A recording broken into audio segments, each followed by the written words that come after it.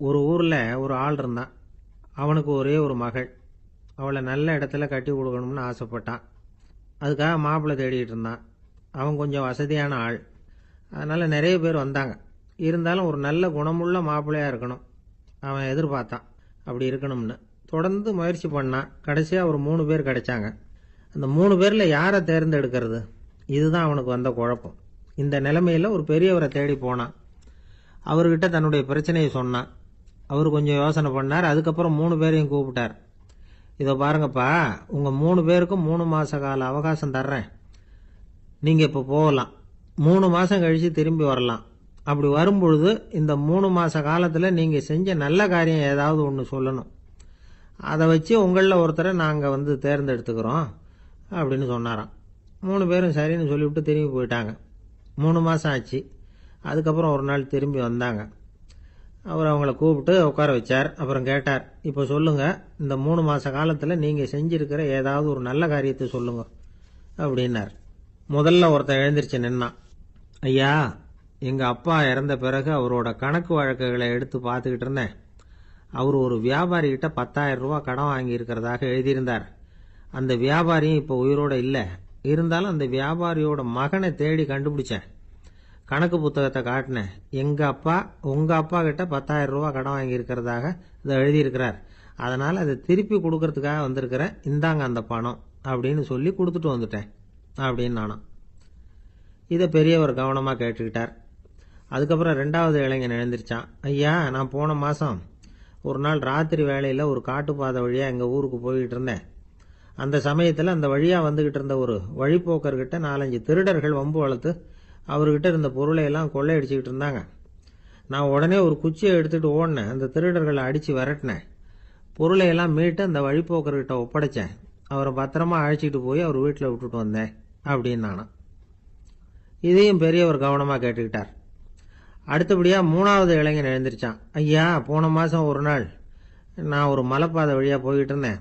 மலைப்பாதை விளிம்பில் ஒரு மதகு கட்டை, அது மேலே ஒரு ஆள் படுத்து தூங்கிட்டு இருந்தான். அந்த பக்கம் தவறி உருண்டு விழுந்திருந்தான்னா அதில் பாதாளம். அது மலையடி வாரத்தில் போய் தான் விழணும். அவ்வளவு பள்ளம். அது தெரியாமல் அவன் பாட்டுக்கு தூங்கிட்டு இருந்தான். நான் உடனே அவன்கிட்ட ஓடி போய் குனிஞ்சு அவன் முகத்தை பார்த்தேன். அப்போ தான் புரிஞ்சுது, அவன் ஏற்கனவே எனக்கு தெரியும். அவனை எனக்கு நிறைய கெடுதல் பண்ணியிருக்கிறான், இடைஞ்சல் கொடுத்தவன். இருந்தாலும் ஐயோ பாவம்னு நினச்சி அவனை எழுப்பி பாதுகாப்பாக வேற ஒரு இடத்துல படுக்க வச்சுட்டு வந்தேன் அப்படின்னு நானா. பெரியவர் இதையும் கேட்டுக்கிட்டார். அதுக்கப்புறம் அவங்க 3 பேரையும் பார்த்து, நீங்கள் போகலாம், நாங்கள் யோசித்து முடிவு பண்ணி உங்களுக்கு சொல்லி அனுப்புகிறோம் அப்படின்னாராம். அந்த இளைஞர்கள் புறப்பட்டு போயிட்டாங்க. அதுக்கப்புறம் அந்த பெண்ணோட அப்பாவை பார்த்து சொன்னார், இந்த 3 பேருமே நல்ல பிள்ளைங்க தான், அதில் ஒன்றும் சந்தேகம் இல்லை. இருந்தாலும் இந்த 3 பேர் செஞ்ச செயல்களையும் ஒப்பிட்டு பார்க்க வேண்டியிருக்கு. முதல் இளைஞன் நேர்மைக்கு எடுத்துக்காட்டாக விளங்குறான். இந்த காலத்தில் இது மாதிரி இளைஞர்களை பார்க்கறது ரொம்ப கஷ்டம்தான். இருந்தாலும் அவன் கடமையை தான் செஞ்சான். 2வது இளைஞன் நல்ல வீரன், தைரியசாலி. ஒரு வீரன் எதை செய்யணுமோ அதைத்தான் இவன் செஞ்சான். இவன் ஒரு லட்சிய மனிதன். 3வது இளைஞன் தன்னுடைய பகைவனுக்கே உதவி செஞ்சிருக்கான். அவன் உயிரை காப்பாற்றியிருக்கிறான். பகைவனுக்கு அருள்வதுங்கிறது ஒரு சாதாரண மனுஷனால் செய்யக்கூடிய காரியம் இல்லை. பகையை மறக்கிறதும் பகைவனுக்கு அருள்வதும் தெய்வீக பண்புகள். அதனால் இவனையே உன்னுடைய மகளுக்கு ஏற்ற மாப்பிள்ளையா தேர்ந்தெடுக்கலாம் அப்படின்னு சொன்னாங்களாம். ஒரு நல்ல நாளில் அவங்களுக்கு திருமணம் நல்ல விதமாக நடந்து முடிஞ்சுதான். இது சுவாமி சின்மயானந்தர் சொல்லியிருக்கிற ஒரு கதை. இதிலிருந்து நாம் புரிந்து கொள்ள வேண்டிய ஒரு கருத்து, நமக்கு கெடுதல் பண்ணவங்களுக்கும் நாம் நல்லது செய்யணும். ஆனால் நடைமுறையில் அப்படி நம்மளால் செய்ய முடியறதில்ல. அதுதான் சிக்கல். நம்மால் ஒருத்தங்கிட்ட கேட்டேன், ஏண்டா உன்னுடைய பகைவன் ஒருத்தன் அது மாதிரி ஒரு மலைப்பாதை மதகு கட்டையில் படுத்திருந்தா உடனே நீ என்ன நினைப்ப அப்படின்னு கேட்டோம். இது ஒரு அருமையான சந்தர்ப்பம்னு நினைப்பேன் அப்படின்னா. எதுக்குன்னு கேட்டோம். அவனை அந்த பக்கமாக உருட்டி கீழே தள்ளுறதுக்கு அப்படின்னா. ஒரு காடு, நல்ல மரம்லாம் செழிச்சு இருந்தது. அப்படிப்பட்ட காட்டில் ஒரு சாது இருந்தார். அவர் எப்படின்னா, எப்பவும் ஒரு மரத்தடியில் உட்காந்துருப்பார். ஏன்னா அவருடைய இருப்பிடமே அதுதான். அவர் என்ன பண்ணுவார், 3 கல் வச்சுருந்தார். செங்கல் மாதிரி இருக்கும், ஆனால் அதை விட கொஞ்சம் பெருசாக இருக்கும். எதுக்கு அந்த 3 கல்லுன்னா, அதுதான் அவருடைய படுக்கை. அதாவது தூங்குறப்ப ஒரு கல்லை தலைக்கு கீழே வச்சுக்குவார், இன்னொரு கல்லை இடுப்புக்கு கீழே வச்சுக்குவார், இன்னொரு கல்லை காலுக்கு கீழே வச்சுக்குவார். உடம்ப வந்து அப்படியே ஒரு தகட்டால மூடிக்குவார். அப்படியே தூங்கி போடுவார். மழை பெய்யுதுன்னு வச்சுங்க, அவர் உடம்பு வந்து 3 கல் மேலே இருக்குதா, அதனால தண்ணி வந்து அடியில் ஓடி போடும், உடம்பு நனையாது.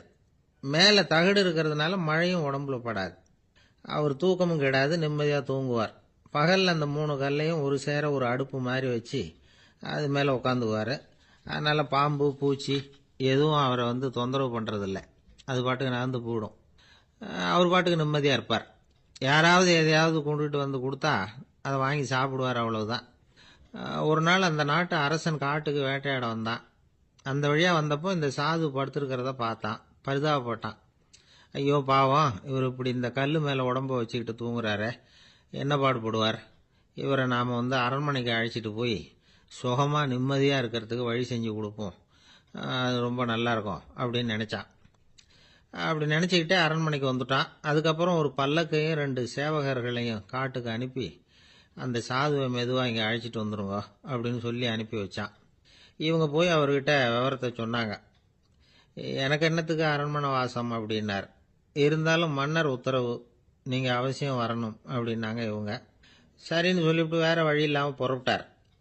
புறப்படும் பொழுது என்ன பண்ணாருன்னா, மறக்காமல் அந்த 3 கல் ஒரு தகடு அதையும் எடுத்து பல்லக்கில் வச்சுக்கிட்டார். என்னத்துக்கு இதையெல்லாம் எடுத்து வைக்கிறாரு அப்படின்னு சொல்லி அவங்க யோசனை பண்ணாங்க. இருந்தாலும் அதை பற்றி ஒன்றும் கேட்கல. பேசாமல் அவரை அழைச்சிட்டு போய் அரண்மனையில் விட்டுட்டாங்க. அரசன் ஓடி வந்தான், வரவேற்றான், அறுசுவை உணவு படைச்சான். அவர் படுக்கிறதுக்கு தங்க கட்டில், பட்டு மெத்தை, இப்படி எல்லாம் ஏற்பாடு பண்ணி வச்சான். இங்கே படுத்து ஓய்வு எடுத்துங்க அப்படின்னு சொல்லிவிட்டு அவன் பாட்டு போயிட்டான்.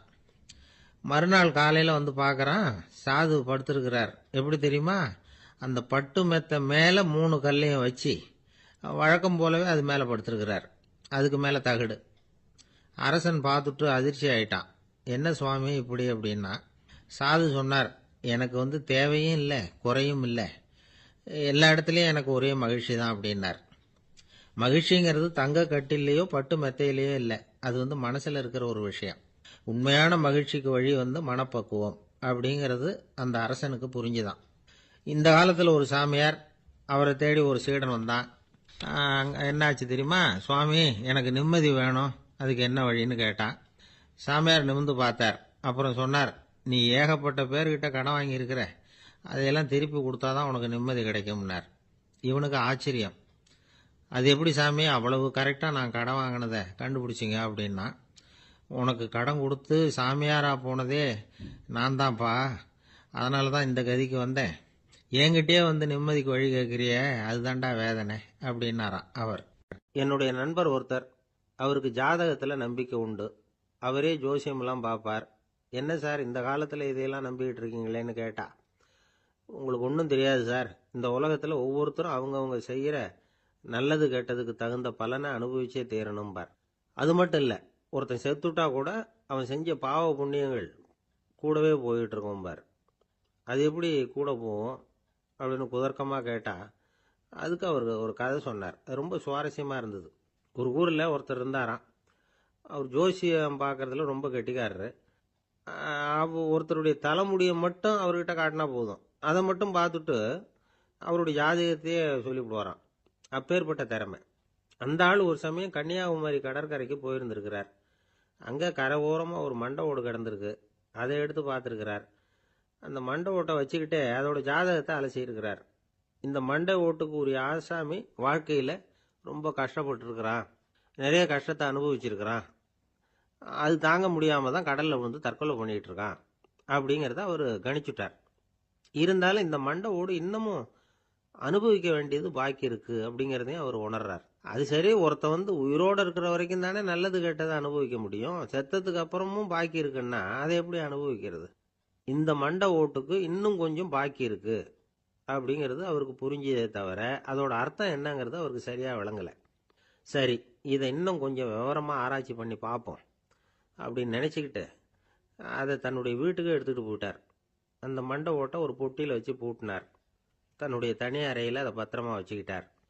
தினமும் ராத்திரி ஆனதும் தன்னுடைய மனைவியை பார்த்து, நீ போய் பூஜை அறையில் தனியாக படுத்துக்கோ அப்படின்னு சொல்லிவிட்டு இவர் ராத்திரி 12 மணிக்கு பொட்டியை திறந்து பார்ப்பார்.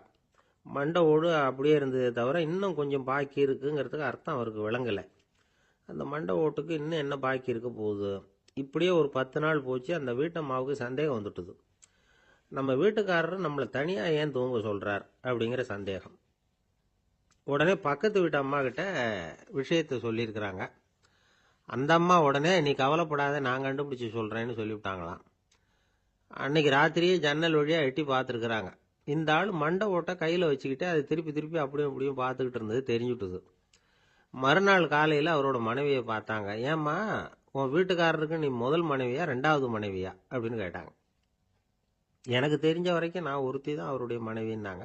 அப்படி இல்லை, நீ அவருக்கு 2வது மனைவி. முதல் மனைவியின் மண்டை ஓடு தான் அவர் கையில் இருக்குப்போ, அதை தான் அவர் தினமும் ராத்திரியில் எடுத்து பார்த்துக்கிட்டு இருக்கிறாரு அப்படின்னு விட்டாங்க அந்த அடுத்த வீட்டம்மா. அப்படியா விஷயம்னு சொல்லிவிட்டு கணவன் வீட்டில் இல்லாத நேரமாக பார்த்து அந்த மண்டை ஓட்டை எடுத்து கொண்டாந்து ஒரு உரல்ல போட்டு உலக்கையால் குத்தி நொறுக்க ஆரம்பிச்சுட்டுது அந்த அம்மா. வெளியே போயிருந்த அந்த ஆள் அப்போ தான் உள்ளே நுழைஞ்சார். மண்டை ஓடு உலக்கை கிட்ட குத்து வாங்கிட்டு இருக்கு. அது அனுபவிக்க வேண்டியது இன்னும் கொஞ்சம் பாக்கி இருக்கு அப்படிங்கிறதுக்கான அர்த்தம் எனக்கு இப்போதான் புரிஞ்சுதுன்னாராம் அவர். இந்த கதையிலிருந்து நாம் இன்னொரு நீதியையும் புரிஞ்சுக்கணும். அதாவது நம்ம வீட்டை பற்றி நமக்கு தெரியாததெல்லாம் அடுத்த வீட்டுக்காரங்களுக்கு நல்லா தெரியும். ஒரு அம்மா, அவங்களுக்கு 35 வயசு இருக்கும். குடும்பத்தில் எந்த கஷ்டமும் இல்லை. இருந்தாலும் காரணம் இல்லாமல் பிள்ளைங்க பேரில் கோவப்படுறது, எரிஞ்சு விழுறது அவங்க வழக்கம். பிள்ளைங்க அழும். உடனே அவங்க மனசும் சங்கடப்படும். இன்னொரு அம்மா, நல்ல வேலையில் இருக்கிறவங்க, வாரத்துக்கு ஒரு தடவையாவது தலைவலி வந்துடும். இவங்களுக்கெல்லாம் உடம்புல எந்த கோளாறும் இல்லை, மனசு மட்டும் சரியாக இருக்காது. தூக்க மாத்திரை கையில் வச்சுருப்பாங்க. 30-35 வயசுடைய பெண்களுக்கு சர்வசாதாரணமாக காணப்படுகிற மனக்கோளாறு இது.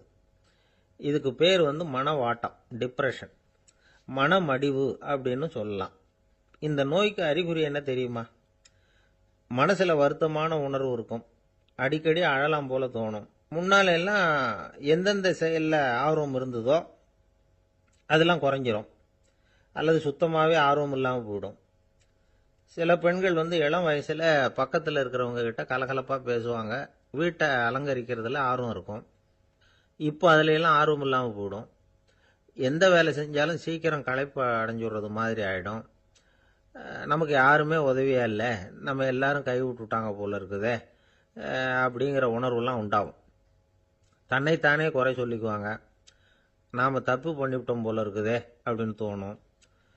குற்றம் பண்ணிட்டதா நினச்சி கஷ்டப்படுவாங்க. பசி இருக்காது, தூக்கத்தில் தொந்தரவு இருக்கும். அடிக்கடி செத்து போடலாங்கிற உணர்வு வரும்.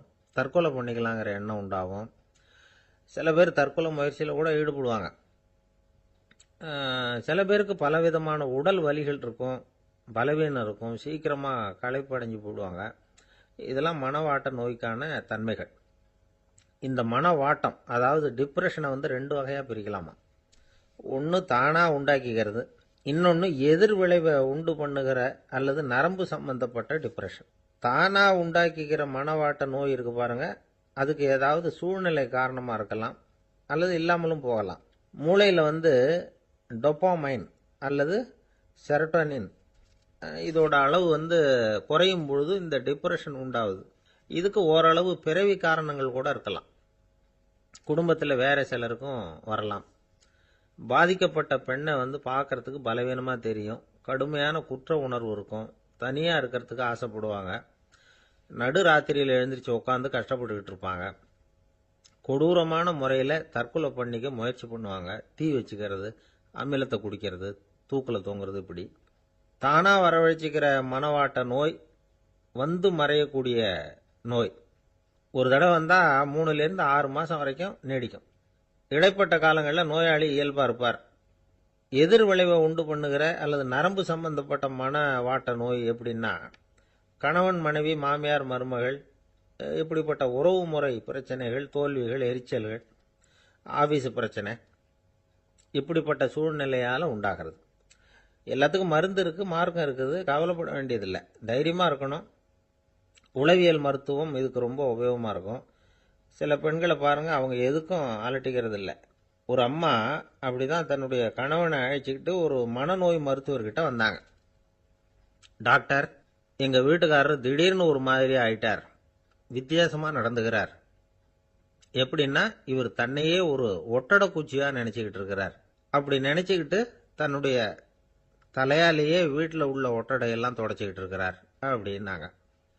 எவ்வளவு நாளா அப்படி இருக்குதுன்னு கேட்டார் டாக்டர். ஒரு வாரம் அப்படி இருக்குது அப்படின்னாங்க அந்த அம்மா. அப்படின்னா முன்னாடியே ஏன் அழைச்சிட்டு வரல அப்படின்னு கேட்டார் டாக்டர். வீடு பூரா சுத்தமாகட்டுமேனு பார்த்துக்கிட்டு இருந்தேன் டாக்டர் அப்படின்னாங்களாம் அந்த அம்மா. நம்பிக்கை இல்லைன்னா இந்த உலகத்தில் நாம் நடமாடவே முடியாது. அவநம்பிக்கையோடு இருந்துக்கிட்டு இருந்தா என்னைக்கும் அவஸ்தை தான். நாம் நம்புறது நடக்குதோ இல்லையோ அது வேற விஷயம். ஆனால் எதையும் நம்பி தான் நாம் அடி வைக்க வேண்டியிருக்கு. வேற ஒன்றும் வேணாம், ஒரு லாட்ரி சீட்டு வாங்குகிறோம், அது எங்கே நமக்கு விழப்போகுது அப்படிங்கிற அவநம்பிக்கையோடவா வாங்குகிறோம்? பரிசு நமக்கு தான் அப்படிங்கிற நம்பிக்கை உள்ளூர இருக்கிறதுனால தான் அதை வாங்குகிறோம். இருந்தாலும் முடிவு வேற மாதிரி ஆயிடுது. அதுக்காக மனசு சோர்ந்து போகிறதில்ல. அடுத்த மாதமும் சீட்டு வாங்குகிறோம். இந்த நம்பிக்கை தான் மனித வாழ்க்கைக்கு ஆதாரம். ஒரு கடையில் போய் டீ சாப்பிட்றீங்க, அந்த டீ நல்ல டீ தானா, அதில் விஷம் கலந்துருக்குமா அப்படிங்கிற சந்தேகம் வந்துட்டுதுன்னு வச்சுங்க. அதுக்கப்புறம் அதை எப்படி நீங்கள் சாப்பிட முடியும்? நம்பி தான் சாப்பிட்ணும். ரயில் ஒழுங்காக போய் சேருங்கிற நம்பிக்கை இருக்கிறதுனால தான் அதில் ஏறி உட்காடுறோம். லெட்டர் ஒழுங்காக போய் சேருங்கிற நம்பிக்கை இருக்கிறதுனால தான் பெட்டியில் போடுறோம். சரி, நம்ம கதையெல்லாம் நம்மளோட இருக்கட்டும். மனித நம்பிக்கை எந்த அளவுக்கு உறுதியாகவும் அறிவுபூர்வமாகவும் இருக்கணுங்கிறதுக்கு அலெக்சாண்டர் வாழ்க்கையில் நடந்த ஒரு சம்பவத்தை உதாரணமாக சொல்லலாம். இந்த உலகத்தையே ஜெயிக்கணும்னு புறப்பட்டார் அலெக்சாண்டர். ஒரு கட்டத்தில் அவர் சிட்னஸ் நதி கரைக்கு சேர்ந்தார். அந்த சமயத்தில் அவருக்கு கடுமையான நோய் வந்துட்டுது. அவர் கூடவே வந்திருந்த கிரேக்க வைத்தியர்கள் என்னென்னமோ முயற்சியெல்லாம் பண்ணி பார்த்தாங்க. இருந்தாலும் அலெக்சாண்டருக்கு வந்திருக்கிறது என்ன நோய்ங்கிறத அவங்களால கண்டுபிடிக்க முடியல. ஏன்னா அந்த பகுதியில் உள்ளவங்களுக்கு மட்டுமே அதிகமாக வரக்கூடிய ஒரு வினோதமான நோயாக இருந்தது அது. ஆனால் அவர் இருக்கிற இடம் எதிரியோட இடம், பாரசீக மன்னனோட ஆளுகைக்கு உட்பட்ட இடம். என்ன பண்ணுறது அப்படின்னு எல்லாரும் யோசனை பண்ணாங்க. பாரசீக மன்னனோட அரண்மனையில் இருக்கிற வைத்தியர் வந்தால் இந்த நோயை குணப்படுத்தி விடுவார் அப்படின்னு சொன்னாங்க. இருந்தாலும் எதிரியோட நாட்டில் இருக்கிற வைத்தியரை கூப்பிட்டு எப்படி நம்பி வைத்தியம் பார்க்க சொல்கிறது அப்படின்னு சொல்லி எல்லாரும் தயங்கினாங்க. ஆனால் அலெக்சாண்டர் தயங்கலை. பரவாயில்ல, அழைச்சிட்டு வாங்கன்னு விட்டார். உடனே அவரை போய் அழைச்சிட்டு வந்துட்டாங்க. அவர் வந்தார். அலெக்சாண்டர் உடம்பை பரிசோதனை பண்ணி பார்த்தார். சரி, இதை குணப்படுத்தி விடலாம், பயப்பட வேண்டியதில்லை. ஆனால் இதுக்கு ஒரு மூலிகை ரசம் தயார் பண்ணி கொடுக்கணும். நான் போய் அதை தயார் பண்ணிவிட்டு 2 நாளில் திரும்பி வந்துடுறேன் அப்படின்னு சொல்லிவிட்டு போனார் அந்த வைத்தியர். அதே மாதிரி 2 நாளில் திரும்பி வந்தார் மூலிகை ரசத்தோட. இதுக்கு இடையில் அலெக்சாண்டரோட தளபதிகளில் ஒருத்தர் ரகசியமாக ஒரு எச்சரிக்கை கடிதம் கொடுத்து அனுப்பியிருக்கிறான். அதை வாங்கி என்ன விஷயம்னு பார்த்தார்.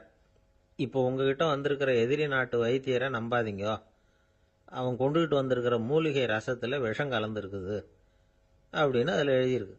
அதை பார்த்தார் அலெக்சாண்டர். இருந்தாலும் கொஞ்சம் கூட அலட்டிக்கல. வைத்தியர் கொடுத்த மருந்தை வாங்கி கடகடன்னு குடிச்சுட்டார். குடிச்சுட்டு அதுக்கப்புறம் அந்த கடிதத்தில் இருந்த விஷயத்தை அந்த வைத்தியர்கிட்ட சொன்னார். வைத்தியர் தகைச்சு போயிட்டார்.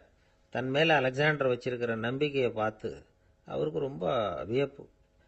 வைத்தியர் உண்மையிலேயே நல்ல மருந்து தான் கொண்டுகிட்டு கொடுத்துருக்கிறார், அதில் விஷம்லாம் எதுவும் கலக்கலை. அதுக்கப்புறம் அலெக்சாண்டர் அந்த வைத்தியரை பார்த்து சொன்னாராம், நம்பிக்கைங்கிற அச்சாணியை ஆதாரமாக வச்சுக்கிட்டு தான் இந்த உலகம் சுற்றிக்கிட்டு இருக்குது.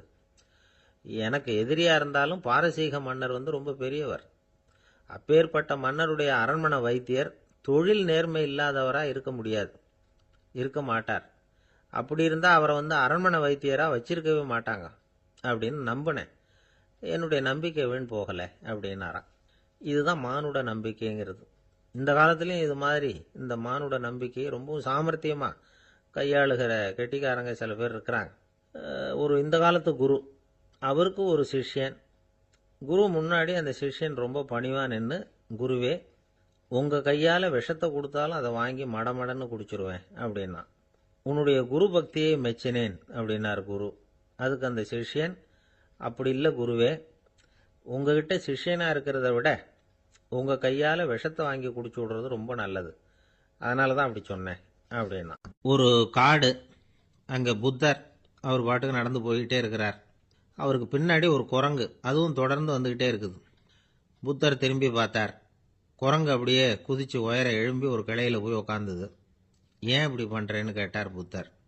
என்னை சாதாரணமாக நினைக்க வேணாம், நான் மகாமந்தி, என்னால் எல்லாம் முடியும், முடியாதுங்கிற வார்த்தையே என்னுடைய அகராதியில் கிடையாது. என்ன வேணும்னாலும் செய்வேன் அப்படின்னுது. அப்படின்னா ஒரு பந்தயம் வச்சுக்கலாமான்னாரு இவர். ஓ வச்சுக்கலாமேன்னுது. வேற ஒன்றும் இல்லை, இப்போ நீ மேலே எழும்பி அந்த கிளையில் உட்காந்தது மாதிரி அங்கேருந்து தாவி என் உள்ளங்கையில் வந்து உட்காரணும், அவ்வளவுதான் அப்படின்னார். அப்படி உட்காந்துட்டா என்ன பரிசு அப்படின்னு கேட்டது அது. சொர்க்கத்தில் இருக்கிற மாமன்னன் மரகத சக்கரவர்த்தியை என்னோட வந்து இருக்கும்படியாக கூப்பிட்டுக்கிறேன். அந்த சமயத்தில் அவருடைய அரியணை வந்து அங்கே காலியாயிடும், நீ அதில் போய் உட்காந்துக்கலாம். பந்தயத்தில் தோத்துட்டா ஒரு கல்ப காலம் இந்த பூமியில் வாழ வேண்டியிருக்கும். அதுக்கு பிறகுதான் என்கிட்ட வர முடியும். என்ன சொல்ற அப்படின்னார். குரங்குக்கு தாவறது ஒரு பெரிய காரியமா? இது எனக்கு ரொம்ப சாதாரண விஷயம், என்ன இப்பவே தாவட்டுமா அப்படின்னுது. சரின்னு சொல்லி உள்ளங்கையை நீட்டினார். அவருடைய கை தாமரை இலை அளவுக்கு அப்படியே விரிஞ்சுது. குரங்கு சௌரியமா வந்து உட்கார்றதுக்காக. குரங்கு தாவறதுக்கு தயாராச்சு. அதுக்கு முன்னாடி ஒரு சின்ன யோசனை அதுக்கு. இந்த கிளையிலேருந்து அந்த கைக்கு தாவறது எனக்கு ரொம்ப அற்பமான ஒரு வேலை, இது ரொம்ப சாதாரணம், என்னுடைய கௌரவத்துக்கு இது சரியா இருக்காது. அதனால நான் என்ன பண்ண போறேன்னா, இங்கேருந்து கிளையிலேருந்து அப்படியே உயர எழும்ப போறேன். எழும்பி மேல் உலகம் போய் அங்க ஒரு சுத்து சுத்திவிட்டு அதுக்கப்புறம் அங்கேருந்து நேரா வந்து இந்த கையில உட்கார போறேன் அப்படின்னு நினைச்சது. என்ன யோசிக்கிற அப்படின்னார் புத்தர். ஒண்ணுமில்ல, இந்த பாயிரம் பார் அப்படின்னு சொல்லி தாவி உயர போயிட்டுது. கொஞ்ச நேரத்துல வான உலகத்துக்கே போய் சேர்ந்துட்டுது.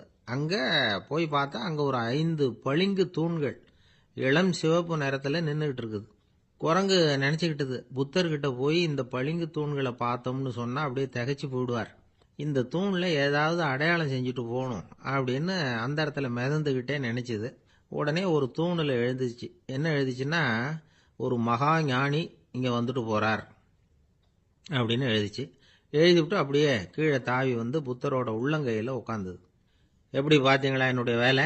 வான உலகத்துக்கே போய் அங்கே இருக்கிற 5 பளிங்கு தூண்களை பார்த்துட்டு அதில் நான் வந்த விவரத்தை எழுதி வச்சுட்டு அதுக்கப்புறம் இங்கே வந்திருக்கிறேன் அப்படின்னுது ரொம்ப பெருமையா. அப்படியா அப்படின்னார் புத்தர்.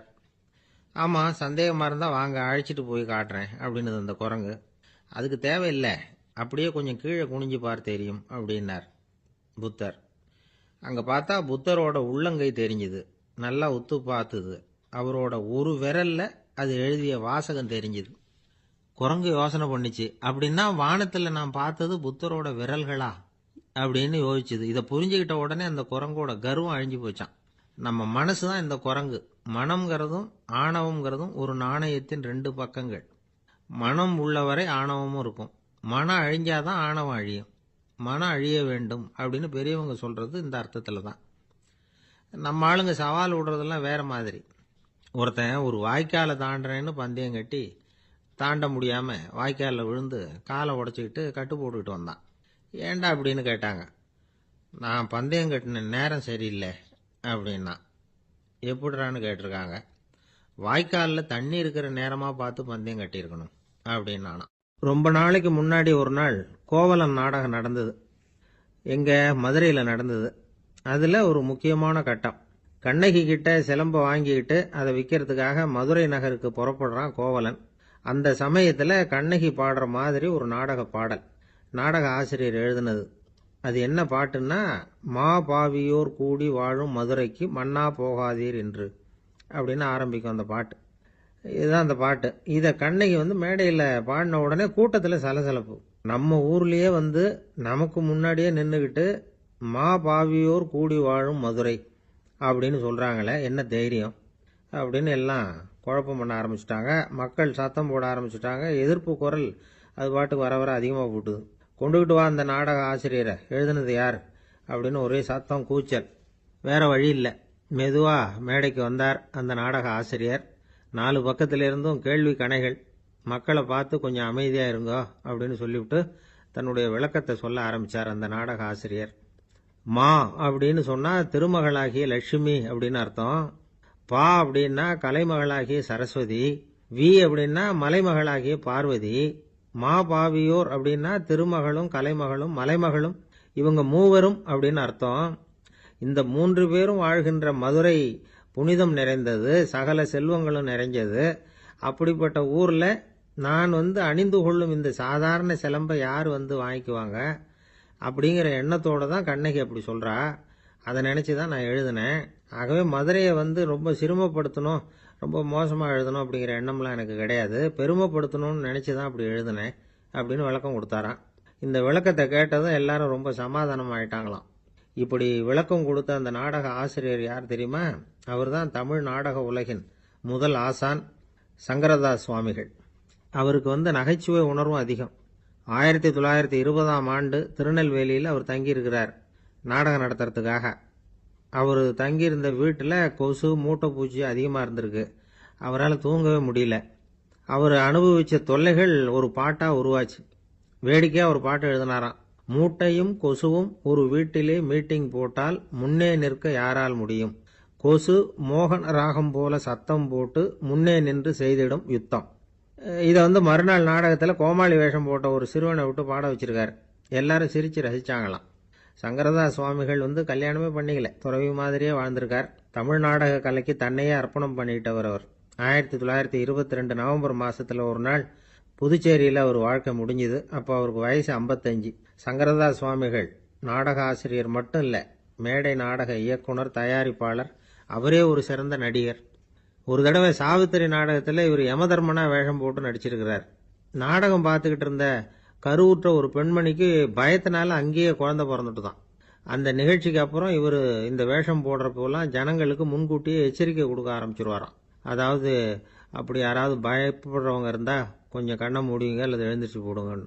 நடிப்புன்னா அப்படி இல்லை இருக்கணும். இந்த காலத்தில் நடிகர் ஒருத்தர் சொன்னார், சார் நான் இந்த நாடகத்தில் நடிக்கிறப்போ முகத்தில் நவரசங்களையும் காட்டி நடித்தேன், உணர்ச்சிகளை எல்லாம் நல்லா காட்டி நடித்தேன். அப்படி இருந்து ஜனங்கள் கல்லை எடுத்து மேடையில் வீசிவிட்டாங்க சார் அப்படின்னார். நாடகத்தில் உங்களுக்கு என்ன வேஷம் அப்படின்னு கேட்டாங்க. அது செத்து கிடக்கிற பணமாக நடித்தேன் சார் அப்படின்னார். ஒரு ஊரில் ஒரு ஞானி இருக்கிறார். ரொம்ப பெரிய ஞானி. ரொம்ப வயசாயிட்டுது. கடைசி காலத்தில் அவர்கிட்ட சில பேர் வந்தாங்க. உங்கள் குரு யார் அப்படின்னு கேட்டாங்க. அவர் நிமிர்ந்து பார்த்தார். எனக்கு ஆயிரக்கணக்கான குருமார்கள் உண்டு. அவங்க பேரெல்லாம் சொல்லணும்னா இந்த காலம் பத்தாது. ஆனால் முக்கியமான ஒரு 3 பேரை பற்றி மட்டும் உங்களுக்கு சொல்கிறேன் அப்படின்னாராம். அப்புறம் சொன்னார், அந்த 3 பேரில் ஒருத்தன் ஒரு திருடன். ஒரு சமயம் ஒரு பாலைவனம் வழியாக நான் போய்கிட்டு இருந்தேன். அப்போது வழி தவறி போய் ஒரு கிராமத்துக்கு போயிட்டேன்.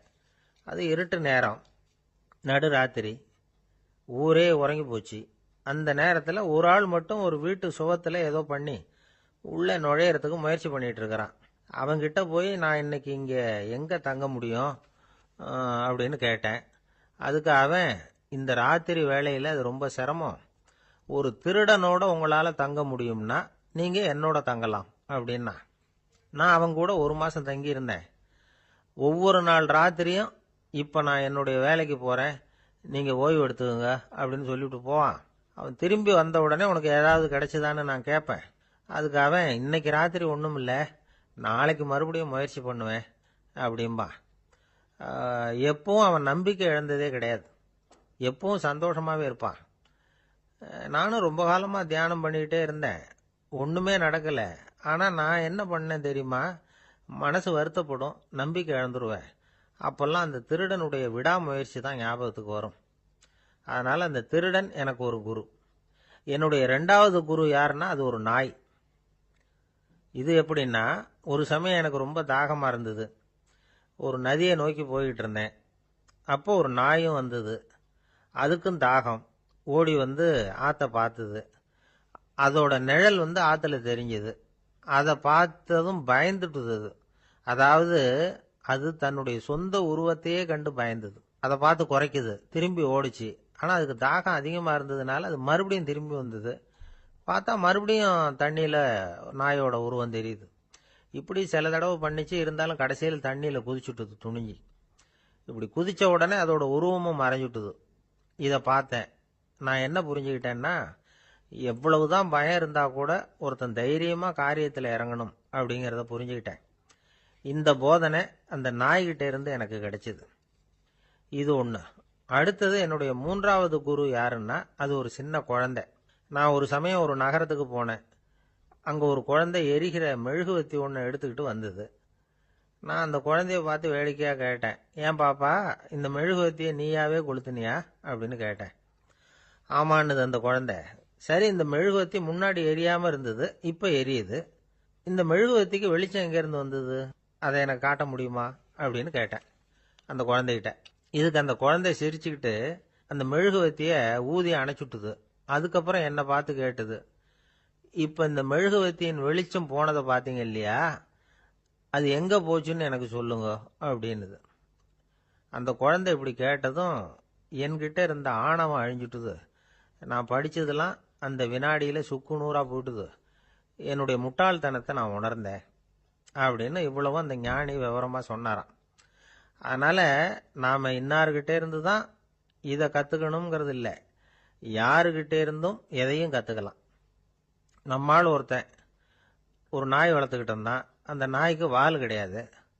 யாரோ ஏற்கனவே வெட்டி எடுத்துட்டாங்க. இந்த நாய் தான் சார் எனக்கு குரு, அதுகிட்டே இருந்து கூட நான் பாடம் கற்றுக்கிட்டு இருக்கிறேன் அப்படின்னா. அப்படி என்ன கற்றுக்கிட்டேன் இந்த வால் இல்லாத நாய்கிட்டே இருந்து அப்படின்னு கேட்டோம். நாம் யாருக்கிட்டையும் வாலாட்டக்கூடாது அப்படிங்கிற பாடத்தை அதுகிட்டே இருந்து தான் நான் கற்றுக்கிட்டேன் அப்படின்னா. ஒரு குரு, இளம் சீடர்கள் எதிரில் உட்காந்துருக்கிறாங்க. குரு பாடம் நடத்திக்கிட்டு இருக்கிறார்.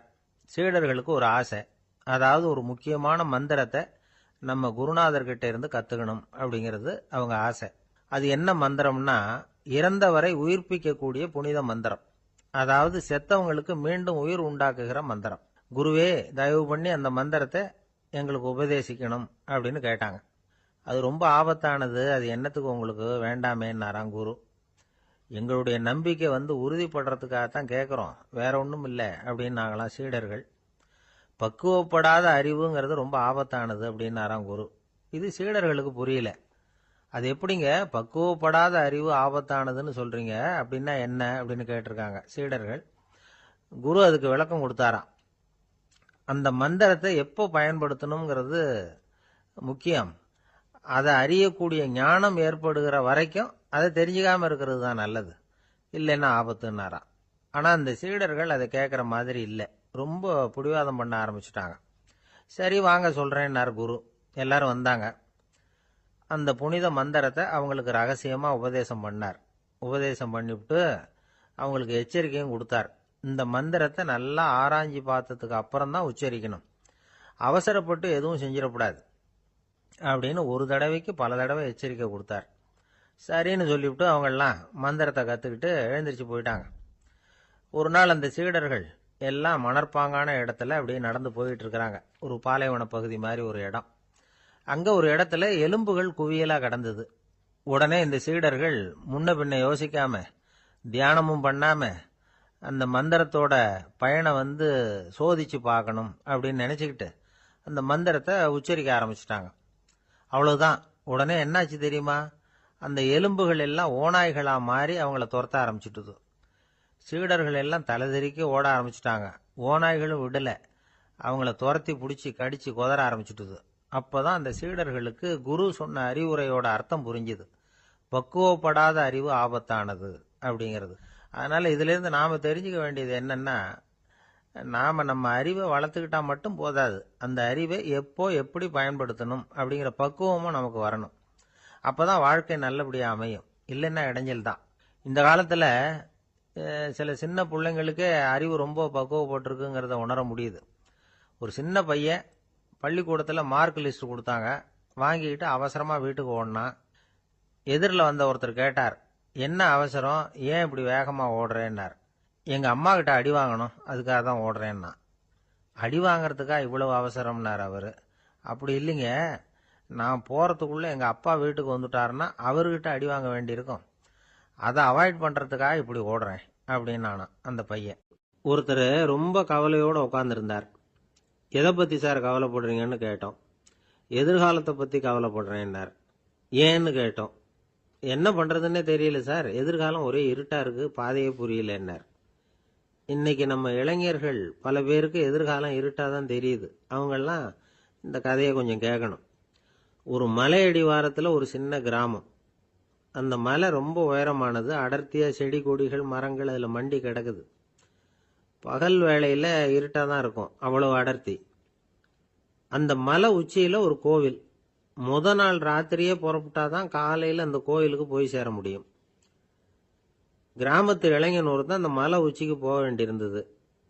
கையில் ஒரு விளக்கை எடுத்துக்கிட்டு முத நாள் ராத்திரியே புறப்பட்டான். புறப்பட்டு போனவன் கிராமத்து எல்லையிலேயே நின்றுட்டான். ஏன் தெரியுமா, அவன் கையில் இருந்த விளக்கோட வெளிச்சம் 10 அடி தூரத்துக்கு தான் தெரியுது.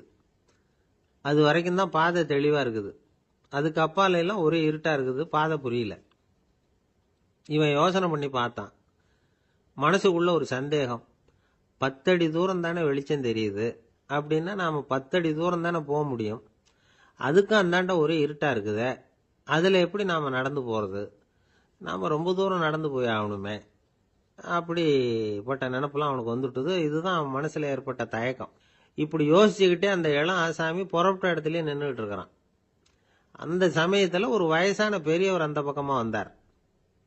அவரு கையில இதை விட சின்னதா ஒரு விளக்கு வச்சிருந்தார். அது எப்படின்னா அது ஒரு 5 அடி தூரத்துக்கு தான் வெளிச்சம் காட்டுது. அவ்வளவு சின்ன விளக்கு. அவரும் மலை உச்சிக்கு போறதுக்காக தான் வந்துகிட்டு இருக்கிறார். அவரை பார்த்து இவன் கேட்டான், என்ன பெரியவரே, இவ்வளவு சின்ன விளக்க வச்சுக்கிட்டு அவ்வளவு தூரத்துக்கு எப்படி மலையேற போறீங்க அப்படின்னு கேட்டான். நீ ஏன் இப்படி தயங்கிட்டே நிக்கிறேன்னு கேட்டார் பெரியவர். என்கிட்ட இருக்கிற விளக்கு 10 அடி தூரத்துக்கு தான் பாதையை காட்டுதுன்னா. இப்ப பெரியவர் சொன்னார், தம்பி, உன் கையில் இருக்கிற விளக்கு கொடுக்கிற வெளிச்சத்தை வச்சு நீ முதல்ல 10 அடி தூரம் முன்னாடி போ. 10வது அடியில போய் நின்றுகிட்டு பாரு, மறுபடியும் ஒரு 10 அடி தூரத்துக்கு பாதை தெரியும். இப்படி உன் கையில் இருக்கிற விளக்கு தொடர்ந்து வெளிச்சம் காட்டிக்கிட்டே இருக்கும். நீ முன்னேற முன்னேற அந்த வெளிச்சமும் முன்னேறும். அதனால எத்தனை கிலோமீட்டர் தூரம் வேணும்னாலும் நீ இந்த 10 அடி தூரம் வெளிச்சத்தை வச்சுக்கிட்டே நீ போயிடலாம், புறப்படு அப்படின்னார். இப்பதான் அந்த பெரியவர் சொன்னது இளைஞனுக்கு பளிச்சுன்னு புரிஞ்சுதான். உடனே உற்சாகமா புறப்பட்டான், உச்சிக்கு போய் சேர்ந்தான். இந்த கதையிலிருந்து நாம புரிஞ்சுக்க வேண்டியது என்ன தெரியுமா? நீண்ட கால திட்டம் ஒன்று போடும் பொழுது நமக்கு முன்னாடி இருக்கிறத மறந்துட்டு மனசை போட்டு குழப்பிக்க கூடாது.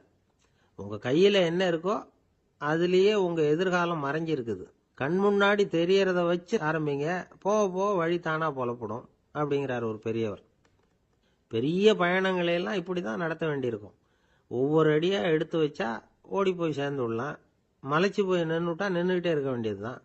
நம்ம ஆள்லாம் ரொம்ப மோசமா இருக்கிறாங்க. ஒருத்தன் அப்படிதான் நீண்ட தூர பிரயாணம் ஒன்று புறப்பட்டான். ரயில் போய்கிட்டே இருந்தது. கொஞ்ச தூரம் போச்சு, பாதி வழியில கையில வச்சிருந்த டிக்கெட்டை காத்துல விட்டுட்டான். ஐயோ, என் டிக்கெட்டு போயிட்டுதே அப்படின்னு கத்த ஆரம்பிச்சுட்டான். பக்கத்துல இருந்த பெரியவர் அவனை பார்த்து பரிதாபப்பட்டு, கவலைப்படாத தம்பி, போனா போகுது, வேற டிக்கெட் வாங்கிக்கலாம் அப்படின்னு ஆறுதல் சொன்னார். அதுக்கு அவன் சொல்றான், சார், நான் அதுக்காக அழல, அந்த டிக்கெட்டு கிடைச்சாதானே நான் எந்த ஊருக்கு போகணுங்கிறது எனக்கு தெரியும் அப்படிங்கிறான். ஒரே ஒரு ஊர்ல ஒரு பாதிரியார் இருந்தார். ரொம்ப நாள் சந்தோஷமா வாழ்ந்தார். ஒரு நாள் அவர் மடத்து சமையல் அறையில பாத்திரங்களை கழுவி துலக்கி சுத்தப்படுத்திக்கிட்டு இருந்தார்.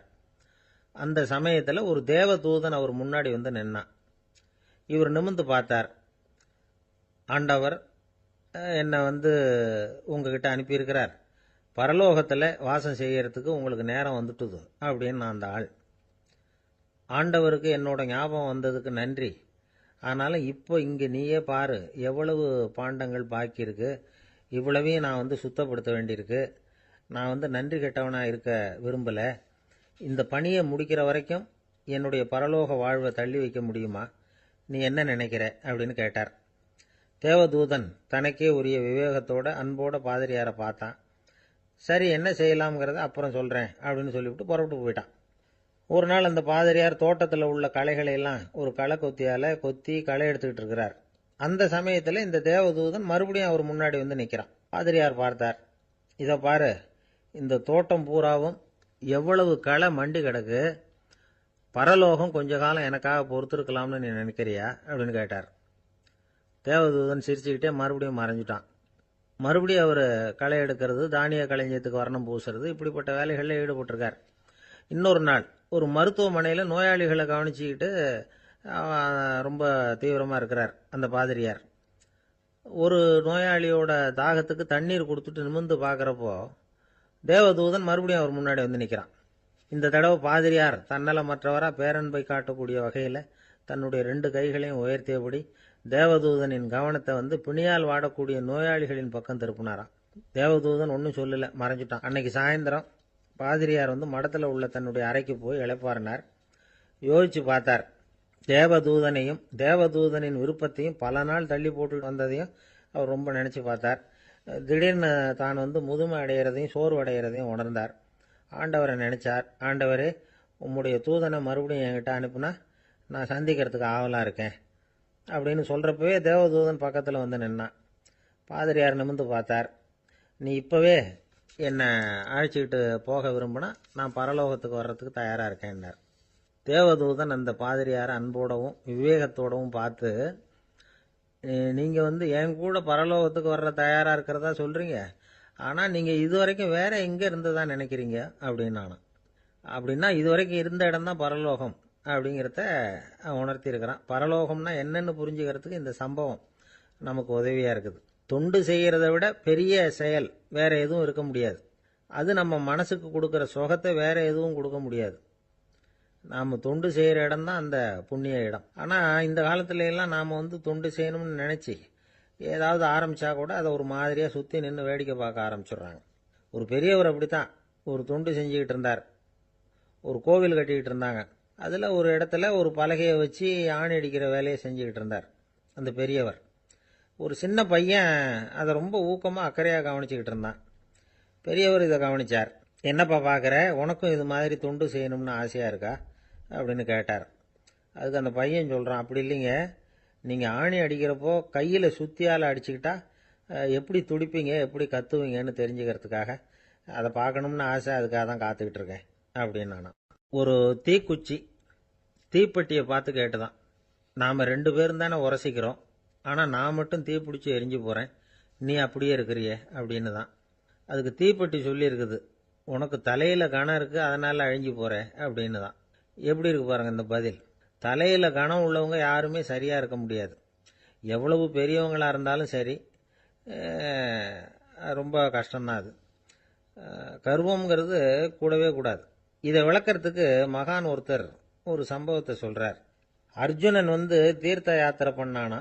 அப்போ தென்னிந்தியாவுக்கு வந்திருக்கிறான். ராமேஸ்வரத்துக்கு போனப்போ அங்கே இலங்கைக்கு கல்லுலாம் அடுக்கி போடப்பட்டிருந்த பாலத்தை பார்த்தானா. ஒரு சின்ன குரங்கு அதுக்கு பக்கத்தில் விளையாடிக்கிட்டு இருந்திருக்கு. அதை பார்த்துட்டு அர்ஜுனன் சிரிச்சிருக்கான். ஏன் சிரிக்கிறேன்னு கேட்டிருக்கு அந்த குரங்கு. ராமன் மிகச்சிறந்த வில் வீரன். அப்படி இருக்கிறப்போ அவன் இலங்கைக்கு அம்புகளாலேயே ஒரு பாலம் கட்டியிருக்கலாம்.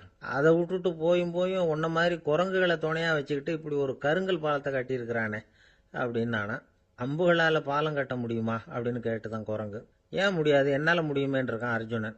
அம்பால் பாலம் கட்டலாம், இருந்தாலும் என்ன மாதிரி குரங்குகள் ஏறி நடந்தா அது தாங்குமா?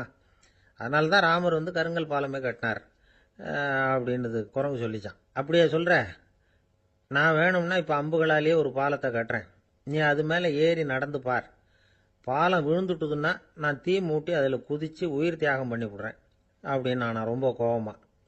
உடனே அந்த சின்ன குரங்கு பெரிய உருவம் எடுத்துட்டு தான் கையில் கதையோடு அர்ஜுனன் முன்னாடி நிற்கிறான் அனுமன். பார்த்தா, என்னுடைய தலைவர் ராமரையா இழிவாக பேசுகிற, நீ இப்போ பாலம் கட்டு, நான் என்னுடைய பலத்தை காட்டுறேன் அப்படின்னு அனுமன். அர்ஜுனன் தன்னுடைய காண்டிபத்தை எடுக்கிறான், சரமாரியா அம்புகளை விடுறான். அதெல்லாம் ஒன்னோட ஒன்று கோத்துக்கிட்டு அப்படியே பாலம் மாதிரி நிற்கிது. அர்ஜுனன் தலை நிமிர்ந்து நின்னான். அனுமன் உயர கிளம்பி அங்கேருந்து பாலத்தில் பொத்துன்னு இறங்கினான். பாலம் அப்படியே நொறுங்கி போச்சு தூள் தூளா. என்ன அர்ஜுனா, இப்போ என்ன செய்ய போற அப்படின்னு நான் ஏளனமா. அர்ஜுனன் தலையை தொங்க போட்டுக்கிட்டான். சொன்னபடி தீ மூட்டி அதில் குதிக்கிறதுக்காக 3 தடவை சுற்றி வந்தான். அப்போது கிருஷ்ணர் அங்கே வந்தார். என்ன அர்ஜுனா, என்ன நடக்குது, என்ன இது அப்படின்னு ஒன்றும் தெரியாத மாதிரி கேட்டார். அர்ஜுனன் வாயை திறக்கிறதுக்கு முன்னாடி அனுமன் வாயை திறந்தான், நடந்ததை சொன்னான். அர்ஜுனன் சவால் விட்டபடி உயிர் திறந்தே ஆகணும்னா அனுமன். கிருஷ்ணர் யோசனை பண்ணார். நல்லது, இந்த சவால் விட்டதுக்கும் நடந்ததுக்கும் யார் சாட்சி? பெரியவர் ஒருத்தரை சாட்சியாக வச்சுக்கிட்டல்லவா நீங்கள் இந்த போட்டியை நடத்தியிருக்கணும் அப்படின்னார்.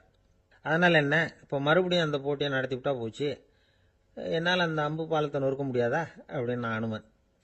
சரி, இப்போ மறுபடியும் அது நடக்கட்டும்னார் கிருஷ்ணர். அர்ஜுனன் அம்பு பாலம் அமைச்சான். அனுமன் ஏறி குதிச்சான். பாலம் அசைஞ்சு கொடுக்கவே இல்லை, அவ்வளோ உறுதியாக இருக்குது. இப்போ அனுமன் தலையை குனிஞ்சுக்கிட்டான். அர்ஜுனன் நன்றியோடு நிமிர்ந்து பார்த்தான். கிருஷ்ணருடைய தோள்கள்லேயும் முதுகலையும் ரத்தம். என்ன சுவாமி, என்ன நடந்ததுன்னு நான் பதறி போய், உன் அம்பு பாலத்தை நான் தான் முட்டு கொடுத்து தாங்கிட்டு இருந்தேன். அனுமன் குதிச்சப்போ என் மேலே ஏற்பட்ட காயங்கள் இவை. பின்ன உன்னுடைய அம்பு பலத்தினாலேயா பாலம் நின்னுதுன்னு நினைக்கிற அப்படின்னாரான். முதல்ல அர்ஜுனன் அப்புறம் அனுமன் 2 பேருக்குமே கர்வ பங்கம் ஆயிட்டு தான். அதாவது அவங்க கிட்ட இருந்த கர்வம் போயிட்டுது. யாரா இருந்தாலும் கர்வம் கூடாதுங்கிறத இதிலிருந்து நாம புரிஞ்சுக்கணும். இந்த காலத்தில் நாமெல்லாம் எந்த விஷயத்துக்கெல்லாம் கர்வப்பட்டுட்டு இருக்கோம் தெரியுமா? 2 பெண்கள் தங்களுடைய கணவன்மார்களை பற்றி ரொம்ப பெருமையாக பேசிக்கிட்டாங்களாம். அதில் ஒரு அம்மா சொல்லியிருக்கு, என் வீட்டுக்காரர்கிட்ட எந்த சப்ஜெக்ட் கொடுத்தாலும் சரி அந்த விஷயத்தை பற்றி அழகாக 1 மணி நேரம் பேசுவார் அப்படின்னாங்களாம். உடனே இன்னொரு அம்மா, அது என்ன பிரமாதம், என் வீட்டுக்காரருக்கு சப்ஜெக்டே தேவையில்லை, விஷயமே இல்லாமல் நாள் பூரா பேசிக்கிட்டு இருப்பார் அப்படின்னாங்களாம். அம்மாக்காரங்களுக்கு அடிக்கடி ஏற்படுற கவலை ஒன்று உண்டு. அதாவது குழந்தை சரியாக சாப்பிட மாட்டேங்குதே அப்படிங்கிற கவலை. இவங்கெல்லாம் ஒரு விஷயத்த நல்லா புரிஞ்சுக்கணும். குழந்தைகள்ங்கிறவங்க பெரியவங்க மாதிரி இல்லை. அவங்க கடிகாரத்தில் மணியை பார்த்துட்டு சாப்பிட்றதுக்கு உட்கார்ற ரகம் கிடையாது. பசிச்சா சாப்பிடுவாங்க, இல்லைன்னா விளையாடுவாங்க அல்லது தூங்குவாங்க. அது புரியாமல் அவங்கள கட்டாயப்படுத்தி அல்லது மிரட்டி சாப்பிட வைக்கிறது ரொம்ப தப்பு.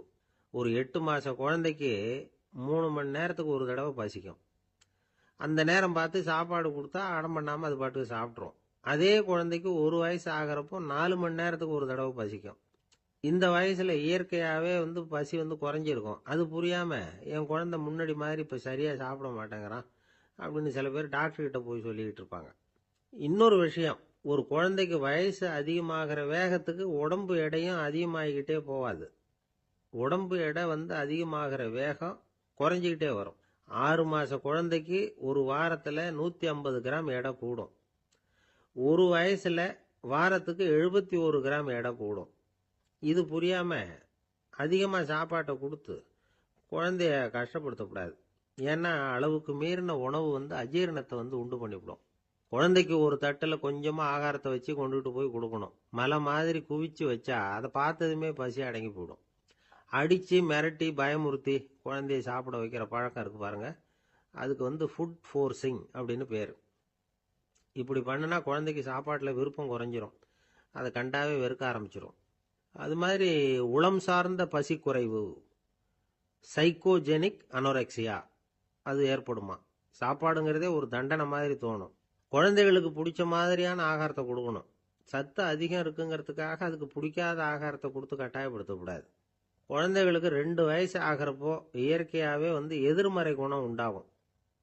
அதாவது அந்த எதிர்மறையாக பேசுறது. இது மாதிரி சமயங்களில் நாம் என்ன சொல்கிறோமோ அதுக்கு நேர்மாறாக நடந்துக்கும். ஏட்டிக்கு போட்டி. சாப்பிட சொன்னால் விளையாட போவோம், விளையாட சொன்னால் சாப்பாடு கேட்கும். இதை புரிஞ்சுக்கிட்டு நடந்துக்கணும். குழந்தை சொன்ன பேச்சை கேட்கலேன்னு கோவப்படக்கூடாது. குழந்தை வளர வளர பிடிவாத குணம் வர்றது சகஜம். கேட்டதை வாங்கி கொடுத்தாதான் சாப்பிடுவேன் அப்படின்னு பிடிவாதம் பண்ணும். வாங்கி கொடுத்து விடுறது தான் உத்தமம். நீங்களும் அதுக்கிட்ட பிடிவாதம் பண்ணிகிட்டு இருக்கக்கூடாது.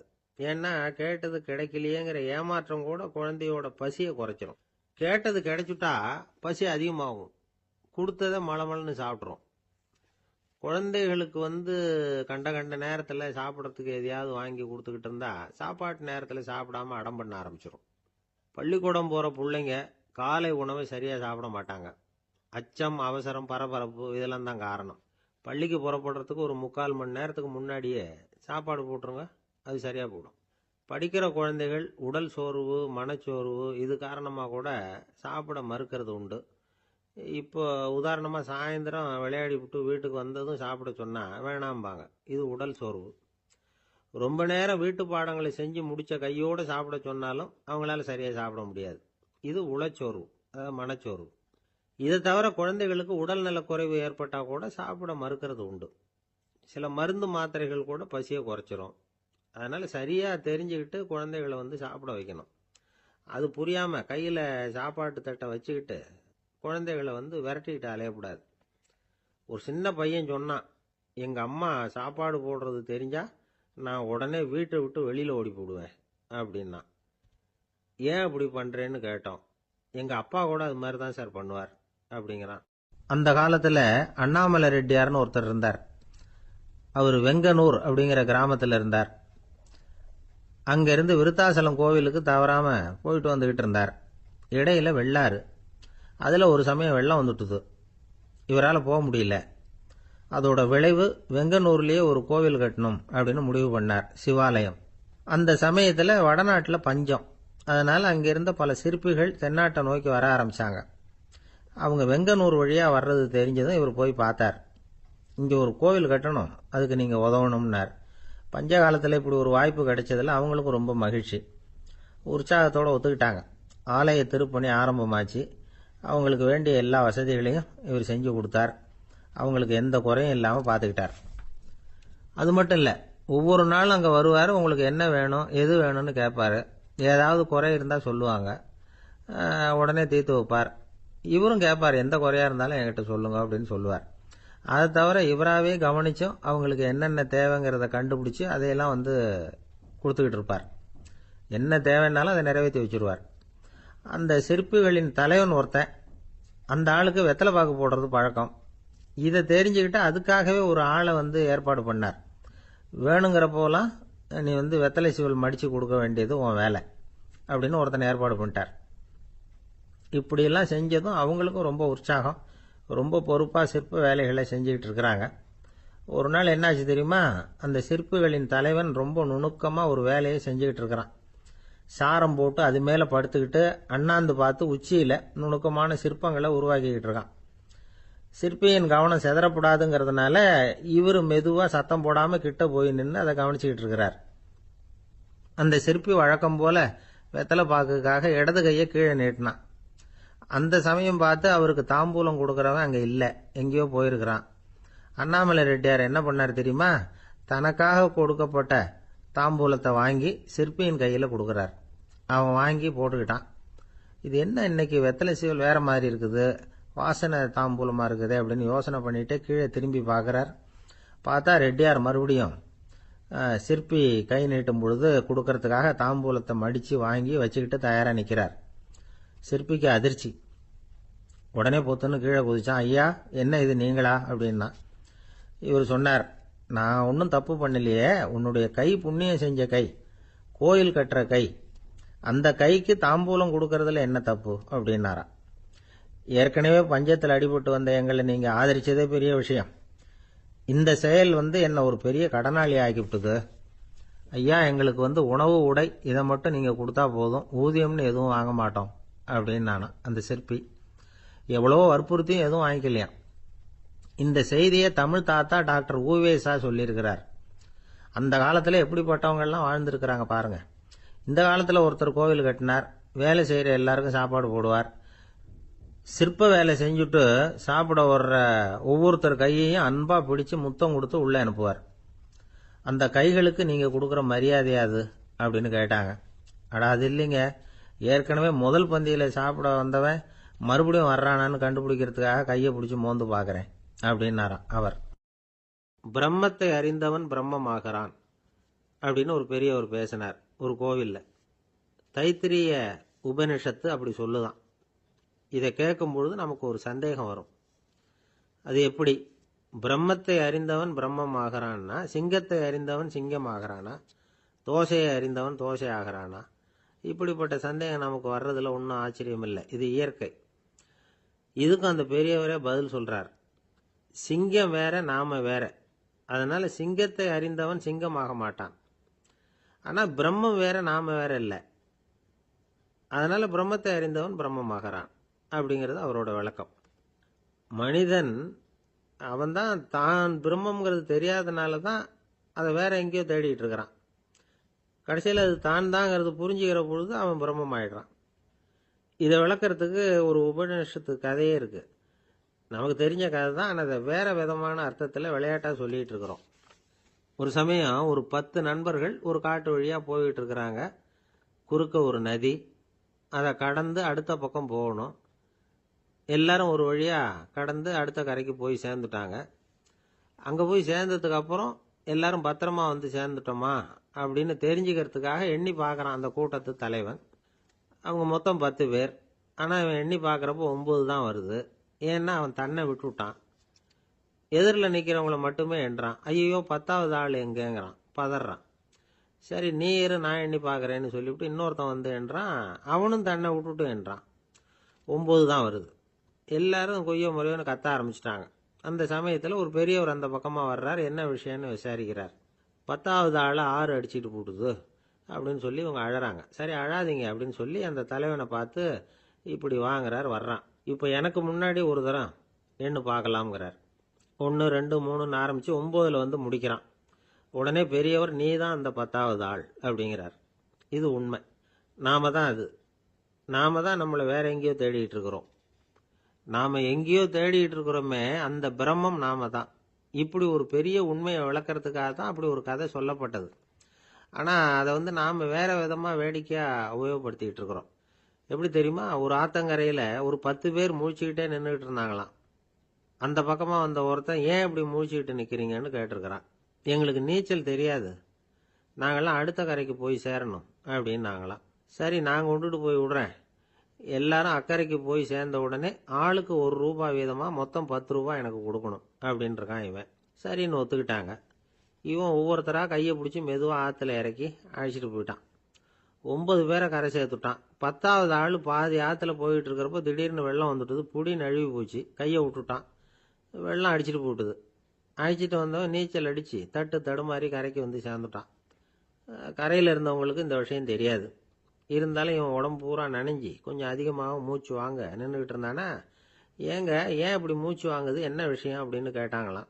அதுக்கு இவன் கொஞ்சமாக அலட்டிக்காம சொன்னானா, வேற ஒன்றும் இல்லை, நீங்கள் கொடுக்க வேண்டிய ₹10 ₹1 குறைஞ்சி போச்சு, அவ்வளவுதான் அப்படின்னான். ஒரு ஆள் ராமகிருஷ்ணரை தேடி வந்தான். அவன் கையில் 1000 பொற்காசுகள் வச்சுருந்தான். அதை அவர்கிட்ட கொடுத்து இதை ஏற்றுக்கணும் அப்படின்னு ரொம்ப பணிவாக கேட்டுக்கிட்டான்.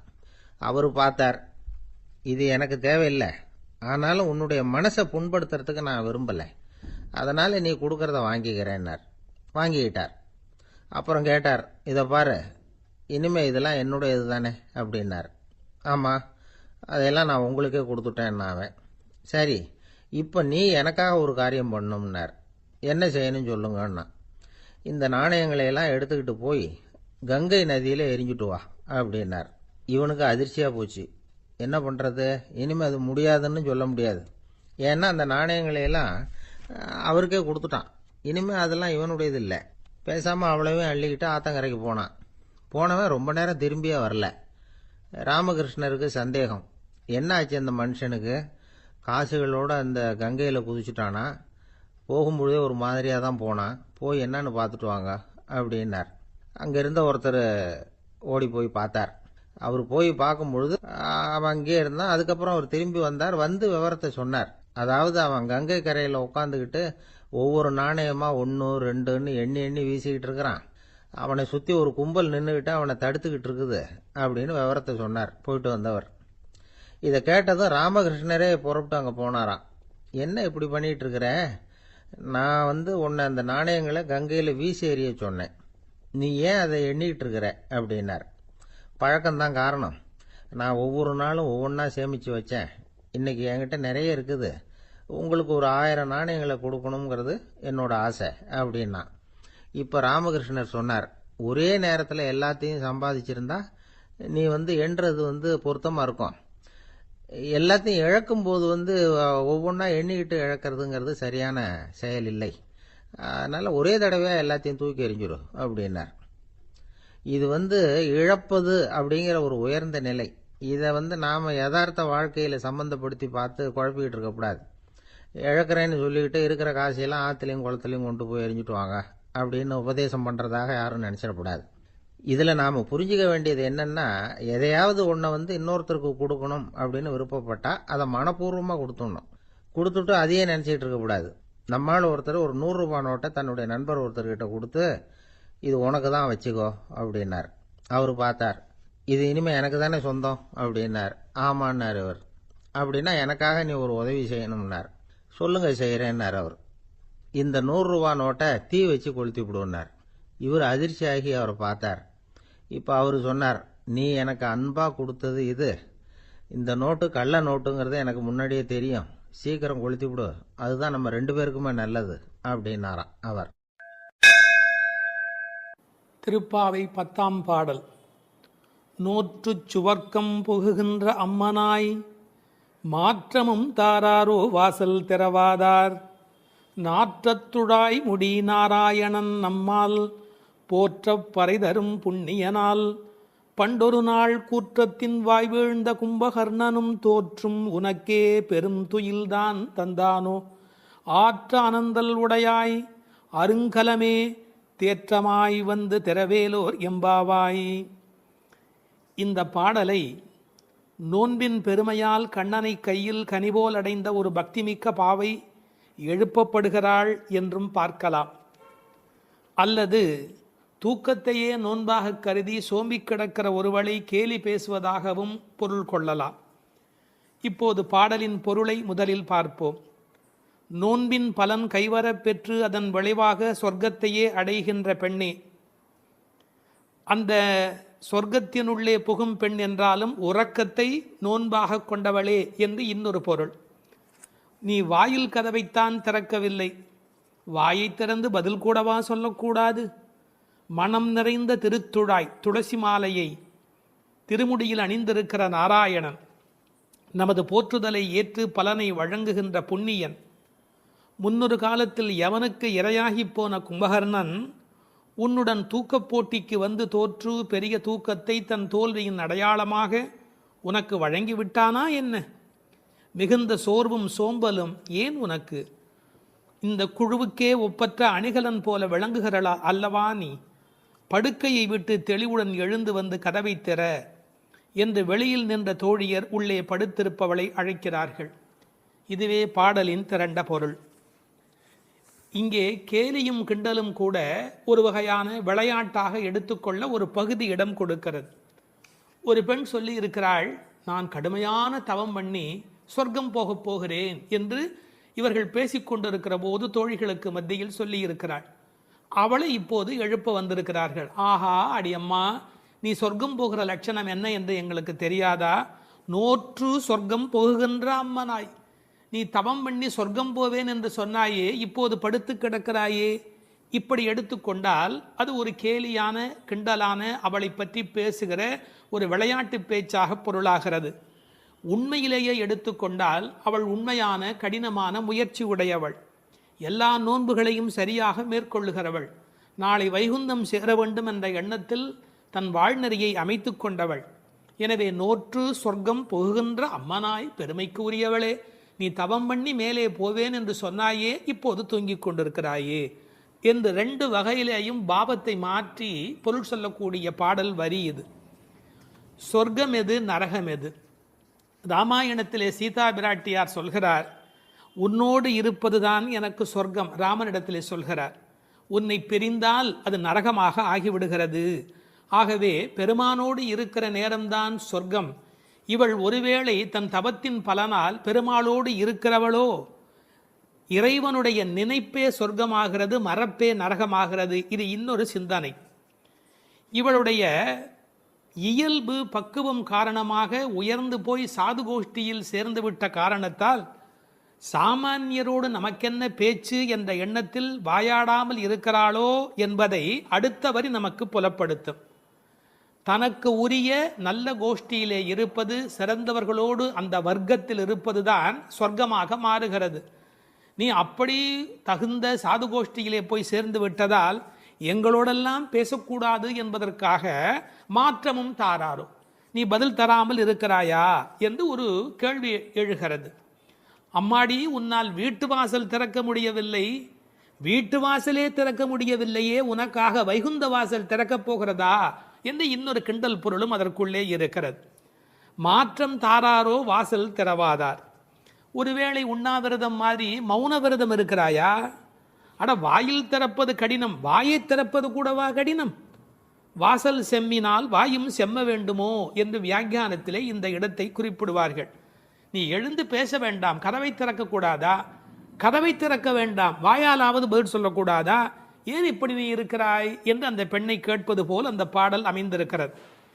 அடுத்து நாராயணனை சொல்லுகிறார்கள். நாற்றத் துழாய்முடி நாராயணன். உலகத்திலேயே மிகப்பெரிய சிறப்பு துளசிக்கு உண்டு. பிறக்கும் போதே அது நறுமணத்தோடு பிறப்பது. அதனால்தான் பின்னாலே பாடுகிறார்கள், இருந்தவண்ணாகிலும் கொண்டு வீசுமினி. துளசி கிடைக்கவில்லை என்றாலும் பரவாயில்லை, துளசி இருந்த மண்ணை எடுத்தாவது எங்கள் மீது வீசுங்கள் என்பார்கள். ஒரு பெருமாள் கோயிலுக்குள் போகிற போது நமக்கு கிடைக்கிற மிகப்பெரிய இன்பமே அந்த திருத்துழாய் நறுமணம். பச்சை கற்பூரம் அது இன்னொரு பக்கம், திருத்துழாய் நறுமணம்தான் கோயிலின் சிறப்பழகு. கண்ணன் திருத்துழாய் அணிந்து அங்கு வந்து சென்றால் 100 குழிக்கு தாங்கும் என்று உரை எழுதுவார்கள். அதாவது அவன் வந்து போன வாசம் அந்த இடம் முழுவதும் நிறைந்திருக்குமா. இப்போது திருத்துழாய் வாசம் வருவதாலே இந்த பெண்களுக்கு உள்ளூர ஒரு கவலை, ஒருவேளை கண்ணன் இங்கே உள்ளே வந்துவிட்டு போயிருக்கிறானோ என்கிற ஒரு சின்ன கவலையும் வெளிப்பட பேசுகிறார்கள். நாற்றத்துழாய்முடி நாராயணன். நான் துளசியை பற்றி ஒரு மருத்துவ புத்தகம் படித்து கொண்டிருந்தேன். அதில் துளசி பிராணசக்தியை கூட்டி நம்முடைய கபத்தை குறைக்கக்கூடியது. அது மட்டுமல்ல, அது 100 வகையான மேலான மருந்தாக அது பயன்பட்டு கொண்டிருக்கிறது. துளசி, கருந்துளசி, செந்துளசி, நாதுளசி என்று 4 வகையாக அது கிடைக்கிறது. பிராணசக்தியை கூட்டுகிறது என்பதற்காக அப்படியே எடுத்துக்கொள்ளுகிற போது அது முற்றிலுமாக ஒருவருடைய உடலை மாற்றி அமைக்கக்கூடியது. துறவரத்துக்கு போகிறவர்களுக்கு கூட துணை நிற்கக்கூடியது என்று ஒரு குறிப்பு எழுதி வைத்திருக்கிறார்கள். துளசியோடு ஒரு 5 மிளகு வைத்து 3 நாள் சாப்பிட்டால் 3 மாத காலம் ஒரு பெண் அப்படி சாப்பிட்டால் குழந்தை பேர் இல்லாத பெண்களுக்கு வாய்க்கும் என்று எழுதுகிறார்கள். 9 மிளகு வைத்து அரைத்து 7 நாட்கள் வெறும் வயிற்றில் சாப்பிட்டால் எந்த விஷமும் உரியும் என்று எழுதுகிறார்கள். எனவே மருந்தல்ல, மாமருந்தாக விளங்குவது திருத்துழாய். அந்த நாற்றத்துழாய் முடி நாராயணன். திருவடியில் மட்டுமல்ல, அவன் திருமுடியிலும் இருக்கிற மேன்மையும் ஏற்றமும் பெற்றது இந்த திருத்துழாய். அந்த நாராயணன் நம்மால் போற்ற பறைதரும் புண்ணியனால். இந்த நம்மால் என்பதை நம்மால் என்று பிரித்து சொல்வார்கள், நம்மால் என்று சேர்த்து சொல்வார்கள். அதாவது நாம் இப்போது பாடினால் அவன் நமக்கு பறை தருவான், நம்முடைய மால் நமக்கு பறை தருவான். நமக்கு மால் இருக்குமென்றாலும், மால் என்றால் மயக்கம். சில பேர் சுய மோகிகள், தன்னைத்தானே மோகித்து கொண்டு தன்னை பெரிதாக நினைத்து கொண்டிருப்பார்கள். அப்படிப்பட்ட குறையுடையவராக இருந்தாலும் கூட அவர்களுக்கு கருணை பாலிக்கிறவன் கடவுளாக மாறுகிறான். நம்மால் போற்ற பறை தரும் புண்ணியனால். அவன் புகழை பாடிய மாத்திரத்தில் நமக்கு பறை தருகிறான், புருஷார்த்தங்களை அருளுவதற்கு தயாராக இருக்கின்றான். அடுத்து அந்த பெண்ணை அவர்கள் கேலி பேசுகிறார்கள். அப்படிப்பட்டவனை நாங்கள் பாடுகிற போது கூட நீ தூங்கி கொண்டிருக்கிறாயே, இது என்ன நியாயம்? பண்டொரு நாள் கூற்றத்தின் வாய் வீழ்ந்த கும்பகர்ணனும்.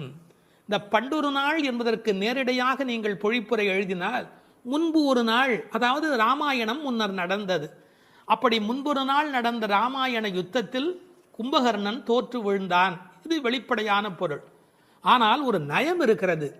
பண்டு ஒரு நாள், ராமாயண கதை படித்தவர்களுக்கு தெரியும், ராவணனை போன்றவர்கள் முதல் நாள் போருக்கு வருகிறார்கள், பின்னாலும் வருகிறார்கள். இந்திரஜித்தன் ஒரு நாள் வருகிறான், பிறகு இன்னொரு நாள் வருகிறான். ஆனால் கும்பகர்ணன் ஒரே ஒரு நாள் தான் போருக்கு வருகிறான், அன்றே மாண்டு போய் விடுகிறான். இந்த மிகப்பெரிய வரலாற்று குறிப்பை பண்டொரு நாள் கூற்றத்தின் வாய்வீழ்ந்த கும்பகர்ணன் என்று குறிக்கிறாள். கூற்றத்தின் வாய்வீழ்ந்த கும்பகர்ணன் என்றால் யமனுடைய வாயில் வந்து விழுந்த கும்பகர்ணன். ராமன் கொன்றான் என்று பழி சொல்ல விருப்பமில்லை. ஒருவர் தண்ணீர் குடிப்பதற்கு ஏரி வெட்டி வைக்கிறார், அதில் வந்து ஒருவர் விழுந்து விட்டால் அது ஏரி வெட்டி அவருடைய தவறா? அது மாதிரி தயரதன் பெற்ற மரகத மணித்தடம் ஸ்ரீராமன், அதில் வந்து விழுந்து இறந்தவன் கூற்றத்தின் வாய்வீழ்ந்த கும்பகர்ணன் என்று நயம்பட பேசுகிறாள்.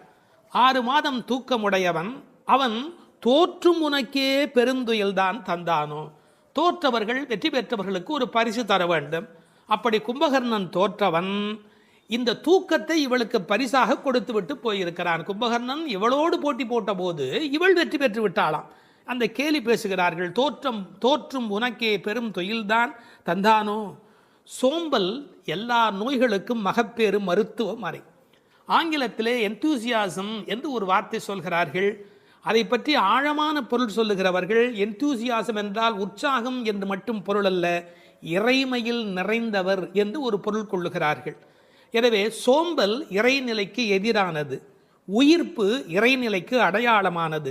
நீ இப்படி கும்பகர்ணனை போல் தூக்கத்தில் இருக்கிறாயே, நீ அனந்த நிலையில் இருக்கிறார், அதாவது தூக்கமும் இல்லை விழிப்பும் இல்லை, அந்த நிலையில் இருக்கிறாய், ஆற்ற அனந்தல் உடையாய். ஆனால் நீ யார்? எங்களுக்கு அரும் கலை. நீ வந்தால் எங்கள் கோஷ்டிக்கே பெருமை, எங்கள் கோஷ்டியே ஒளி வீசக்கூடியது, எங்களுக்கு நல்ல அணிகலன் நீ. தேற்றமாய் வந்து திரவேலோர் எம்பாவாய். தேற்றமாய் என்றால் படுத்த நிலையிலேயே அப்படியே எழுந்து வெளியிலே வந்து விடாதே. அதுக்கு ஒரு உரை சொல்வார்கள், வால்மீகத்தில் இலக்குவனை பார்க்க தாரை வந்த மாதிரி வந்து விடாதே, நீ உன்னை அழகுபடுத்தி கொண்டு திருத்தமாக வர வேண்டும் என்ற குறிப்பை அருங்கலமே தேற்றமாய் வந்து திரவேல் என்று பாடுகிறார்கள்.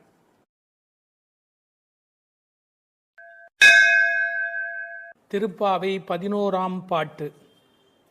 கற்றுக்கரவை கணங்கள் பல கறந்து செற்றார் திரளழியச் சென்று செரு செய்யும் குற்றமொன்று இல்லாத கோவலர்தம் பொற்கொடியே புற்றரவு அல்குல் புனமையிலே போதராய் சுற்றத்து தோழிமார் எல்லாரும் வந்து நின் முற்றம் புகுந்து முகில் வண்ணன் பேர் பாட சிற்றாதே பேசாதே செல்வப் பெண்டாட்டினி எற்றுக்கு உறங்கும் பொருளேலோர் எம்பாவாய். கண்ணனை எண்ணி நோற்காமல் அவன்தான் நம்மை எண்ணி நோற்று இங்கு வரட்டுமே என்று எண்ணி எல்லாவற்றிலும் சிறந்தவளான ஒரு பெண், பக்தி பெண் இந்த பாசுரத்தில் எழுப்பப்படுகிறாள். எல்லாமே கன்றுகள் போல இளமையான பசுக்கூட்டங்கள், பலவற்றை கறப்பதில் ஈடுபட்டு உள்ளவர்கள் இந்த கோபாலர்கள். பகைவர்கள் வந்துவிட்டால் அவர்கள் இருக்கும் இடத்திற்கு சென்று அவர்களது திறமை அழியும்படி போர் புரிய வல்ல குற்றமற்ற போர் வீரர்களை பெற்ற ஆயர் குலத்திலிருந்து வந்த பொன்கொடி போன்றவள் இந்த பெண். புற்றிலே உள்ள நாகத்தின் படம் போன்ற மறைவிடத்தையும் காட்டில் உலவும் மயில் போன்ற சாயலையும் உடையவளே, எழுந்து வா. நமது ஆயர்குடி பெண்கள் எல்லோரும் உன் வீட்டு முற்றத்திலே கூடி மேக நிறமுடைய கண்ணனது திருப்பெயர்களை கூறி பாடி மகிழ்கிறோம். நீயோ அசைவதே இல்லை, வாய் திறந்து பேசுவதும் இல்லை. அப்படி என்ன பெரும் செல்வமடி உனக்கு? இந்த உறக்கத்தில் உனக்கு என்ன அவ்வளவு ஈடுபாடு? எழுந்து வா என வெளியில் உள்ள பெண்கள் உள்ளே உறங்கும் பெண்ணை எழுப்புவதாக அமைந்துள்ள பாடல். இவர்கள் யாரை எழுப்புகிறார்கள்? 3 அடையாளங்கள். கோவலர்தம் பொற்கொடியே, புற்றரவு அல்குல் புனமையிலே, செல்வப் பெண்டாட்டி என்று உள்ளே இருக்கிற பெண் சிறப்பிக்கப்படுகிறார். கோபாலர் என்பது தமிழிலே கோவலர் என்று எழுதுவது வழக்கம். அந்த குலத்தின் தங்க கொடி ஸ்வர்ணலதா, ஸ்வர்ணலதா என்ற வடமொழி சொல்லுக்கு பொற்கொடி என்பது தமிழிலே மொழிபெயர்ப்பு. இவள் ரொம்ப செல்வாக்கு மிக்கவள், பேரழகி. இந்த கோவலர் என்பதை அழகான வித்தியாசமான பல பொருள் சொல்வது வழக்கம். கோ பலர், அதாவது வாக்கிலே வல்லவர் என்று கூட ஒரு பொருள் சொல்வார்கள். கோ அலர், தங்களை தலைவனாக நினைத்ததே அல்ல, கண்ணனுக்கு அடிமையாக மட்டுமே தன்னை நினைத்து கொண்டிருக்கிறவர்கள். இவள் அவர்கள் வீட்டு ஒரு கொடி, கொழுங்கொடி, கொழுகொம்பு தேடுகிற ஒரு கொடி. கோல் தேடி ஓடும் கொழுந்ததே போன்று மால் தேடி ஓடும் மனத்தள் ஆவிக்கோர் பற்று கொம்பு, இதெல்லாம் ஆழ்வார் திருவாக்கு.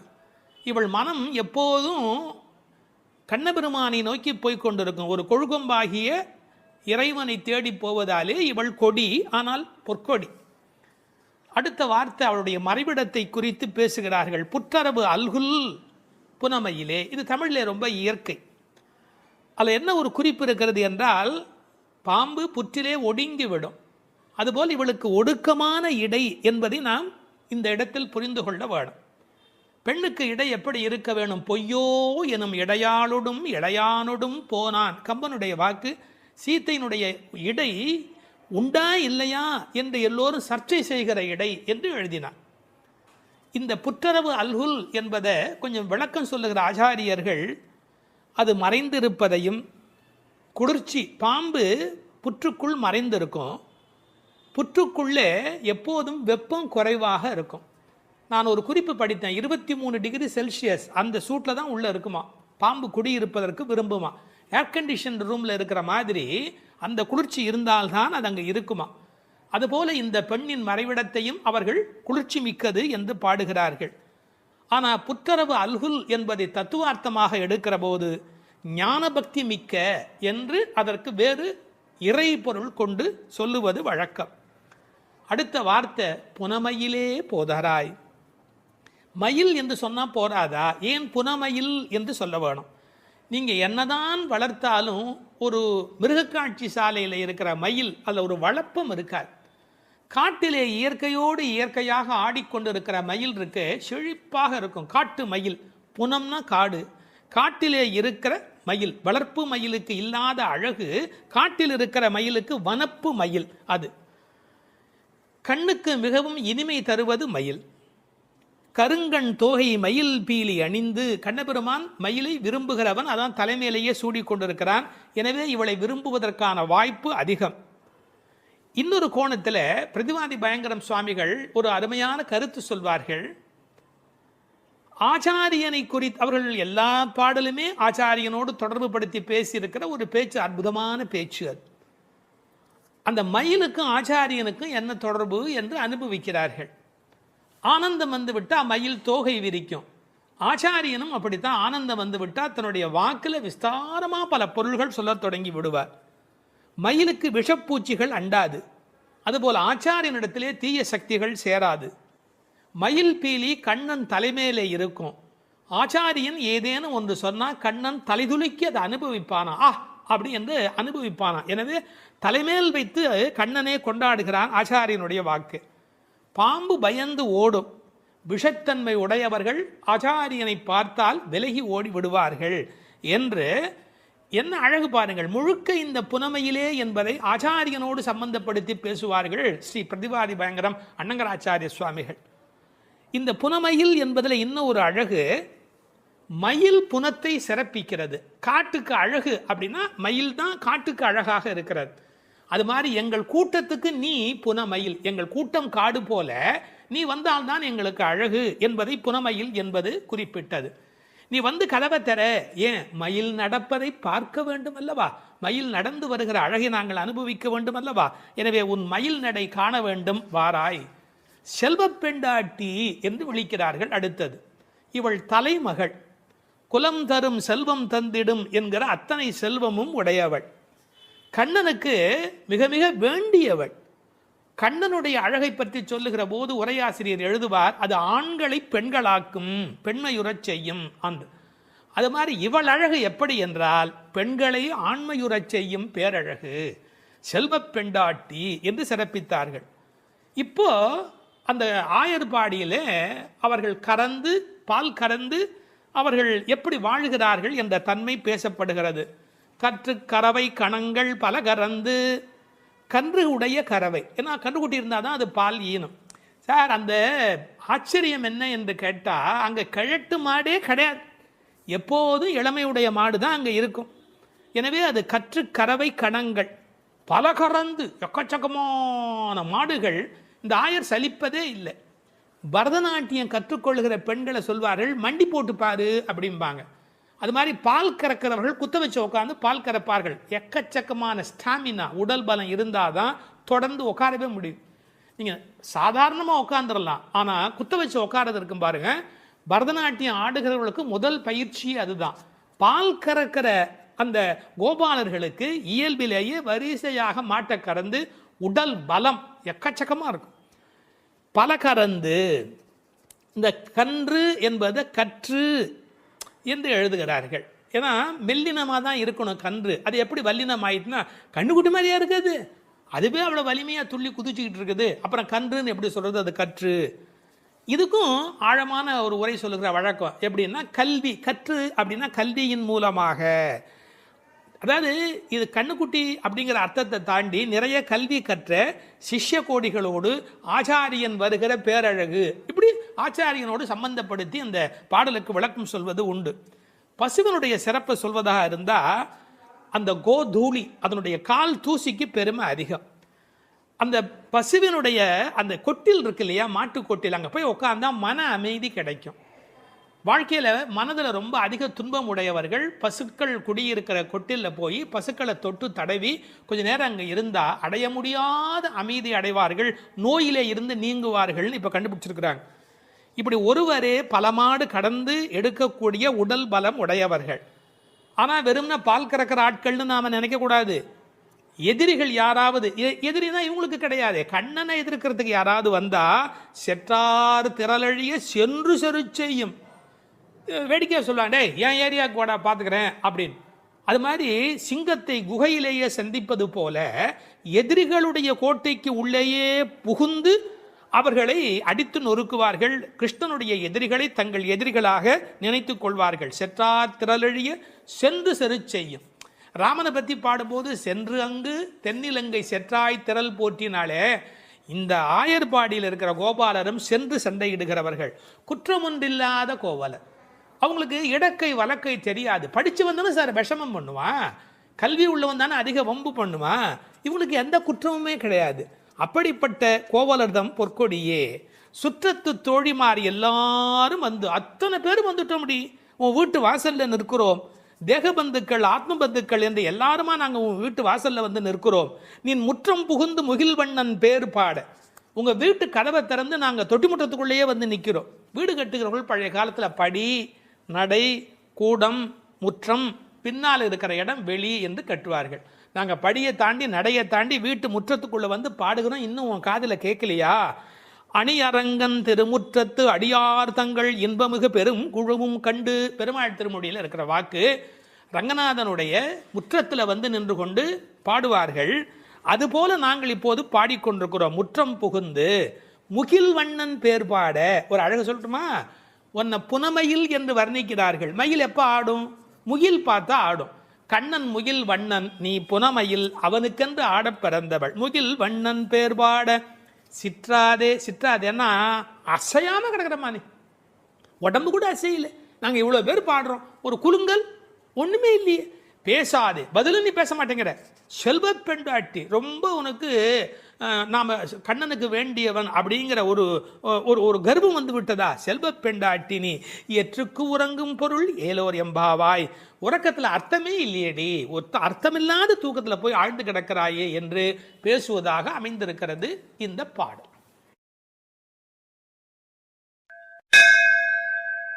12ஆம் பாடல். கனைத்திளம் கற்றெருமை கன்றுக்கு இறங்கி நினைத்து முலை வழியே நின்று பால் சோர நனைத்தில்லம் சேராக்கும் நற்செல்வன் தங்காய் பனித்தலை வீழனின் வாசல் கடை பற்றி சினத்தினால் தென்னிலங்கை கோமானை செற்ற மனத்துக்கு இனியானை பாடவும் நீ வாய் திறவாய்.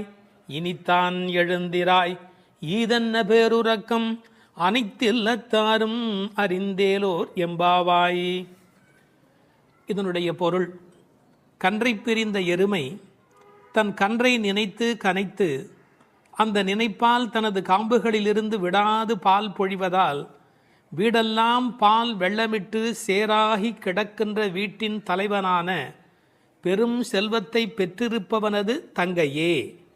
முன்பு பெரும் கோபத்தால் தென்னிலங்கை மன்னனான ராவணனை அழித்து ஒழித்த மனத்திற்கு இனியவனான ராமபிரானை புகழ்ந்து மார்கழி மாத பனி தலையில் விழுந்து கொண்டிருக்க நாங்கள் உன் வீட்டு வாசலில் கீர்த்தனம் செய்வதை கேட்டும் நீ உறங்கலாமா? கதவை திற, பொழுது விடிந்து இன்னும் நீ உறங்குவது எல்லா வீட்டாருக்கும் தெரிந்துவிட்டது. இனியாவது எழுந்திரு, என்ன இது பெரிய உறக்கம் என்கிறார்கள். இந்த பாடலில் எழுப்பப்படுகிறவள் கண்ணபெருமானுடைய நெருங்கிய நண்பனுடைய தங்கை. அவளை எழுப்புகிற போது நற்செல்வன் தங்காய் என்று அவர்கள் அன்போடு அழைக்கிறார்கள். சூழலை முதலில் வர்ணிக்கிறார்கள். ஒரு எருமை அவிழ்த்துவிட்ட பிறகும் பால் கறவாமல் விட்டுவிட்டதால் தன் கன்றை நினைத்து அது பால் பொழிகிறது. அதனால் வீடு சேராகிறது.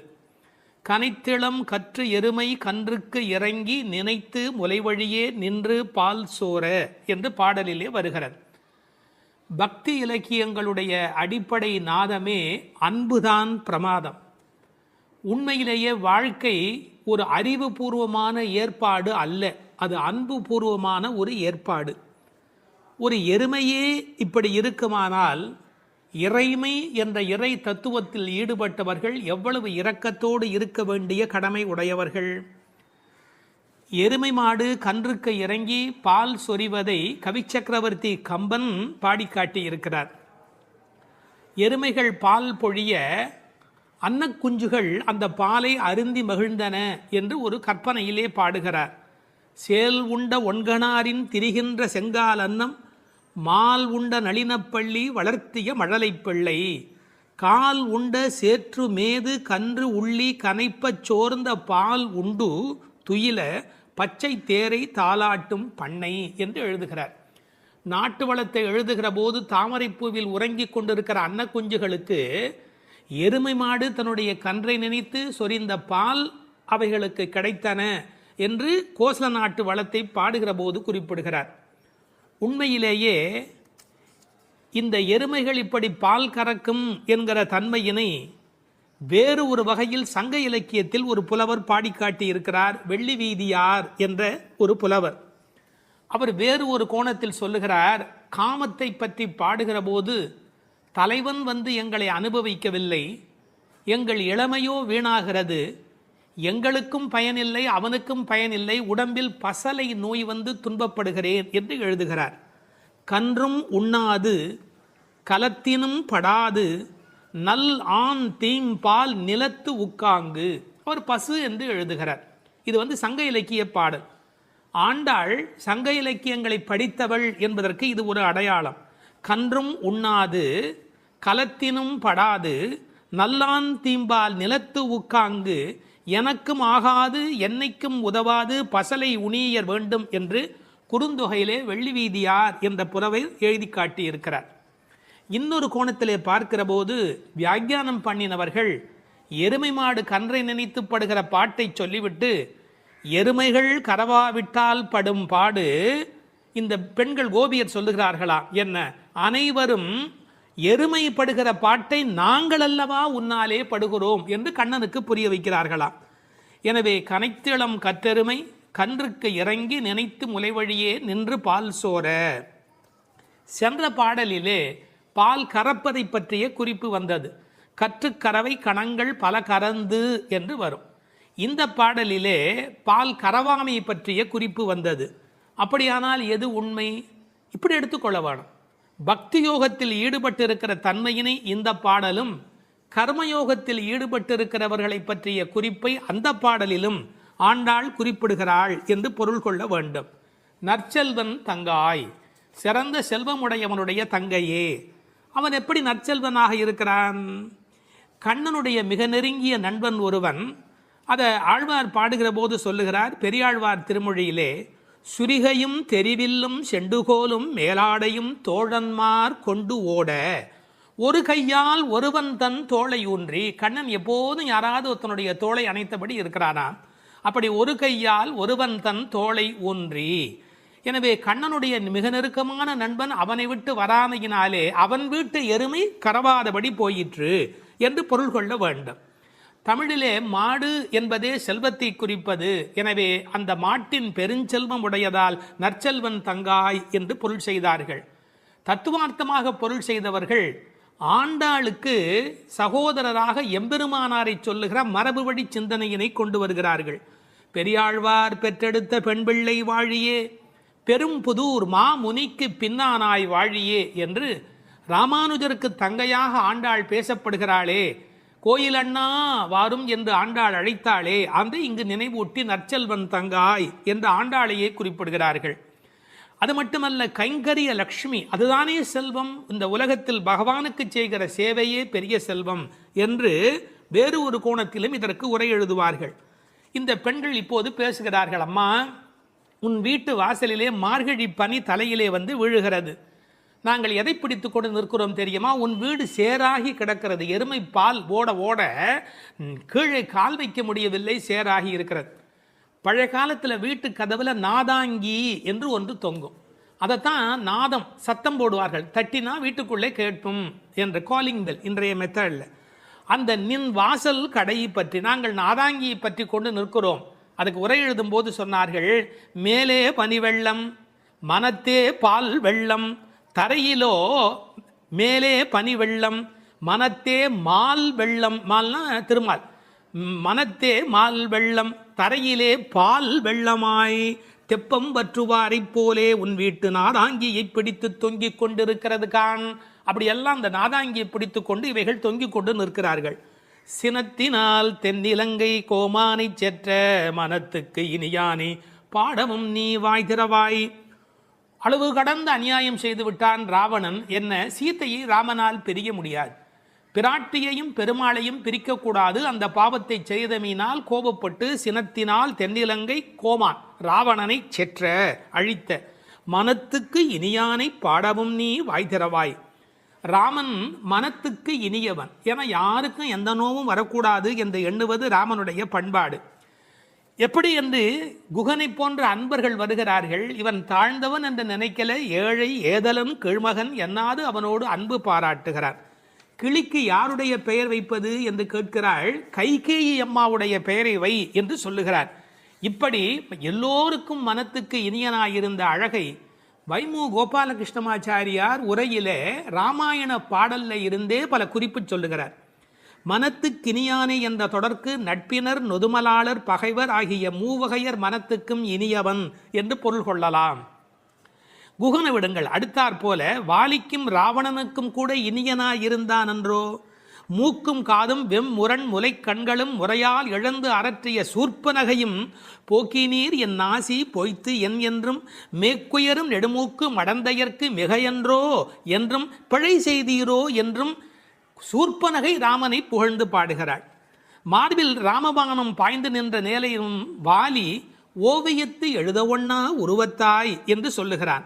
ஆவி போம் வேலைவாய் அறிவு தந்து அருளினாய் என்று பேசுகிறான்.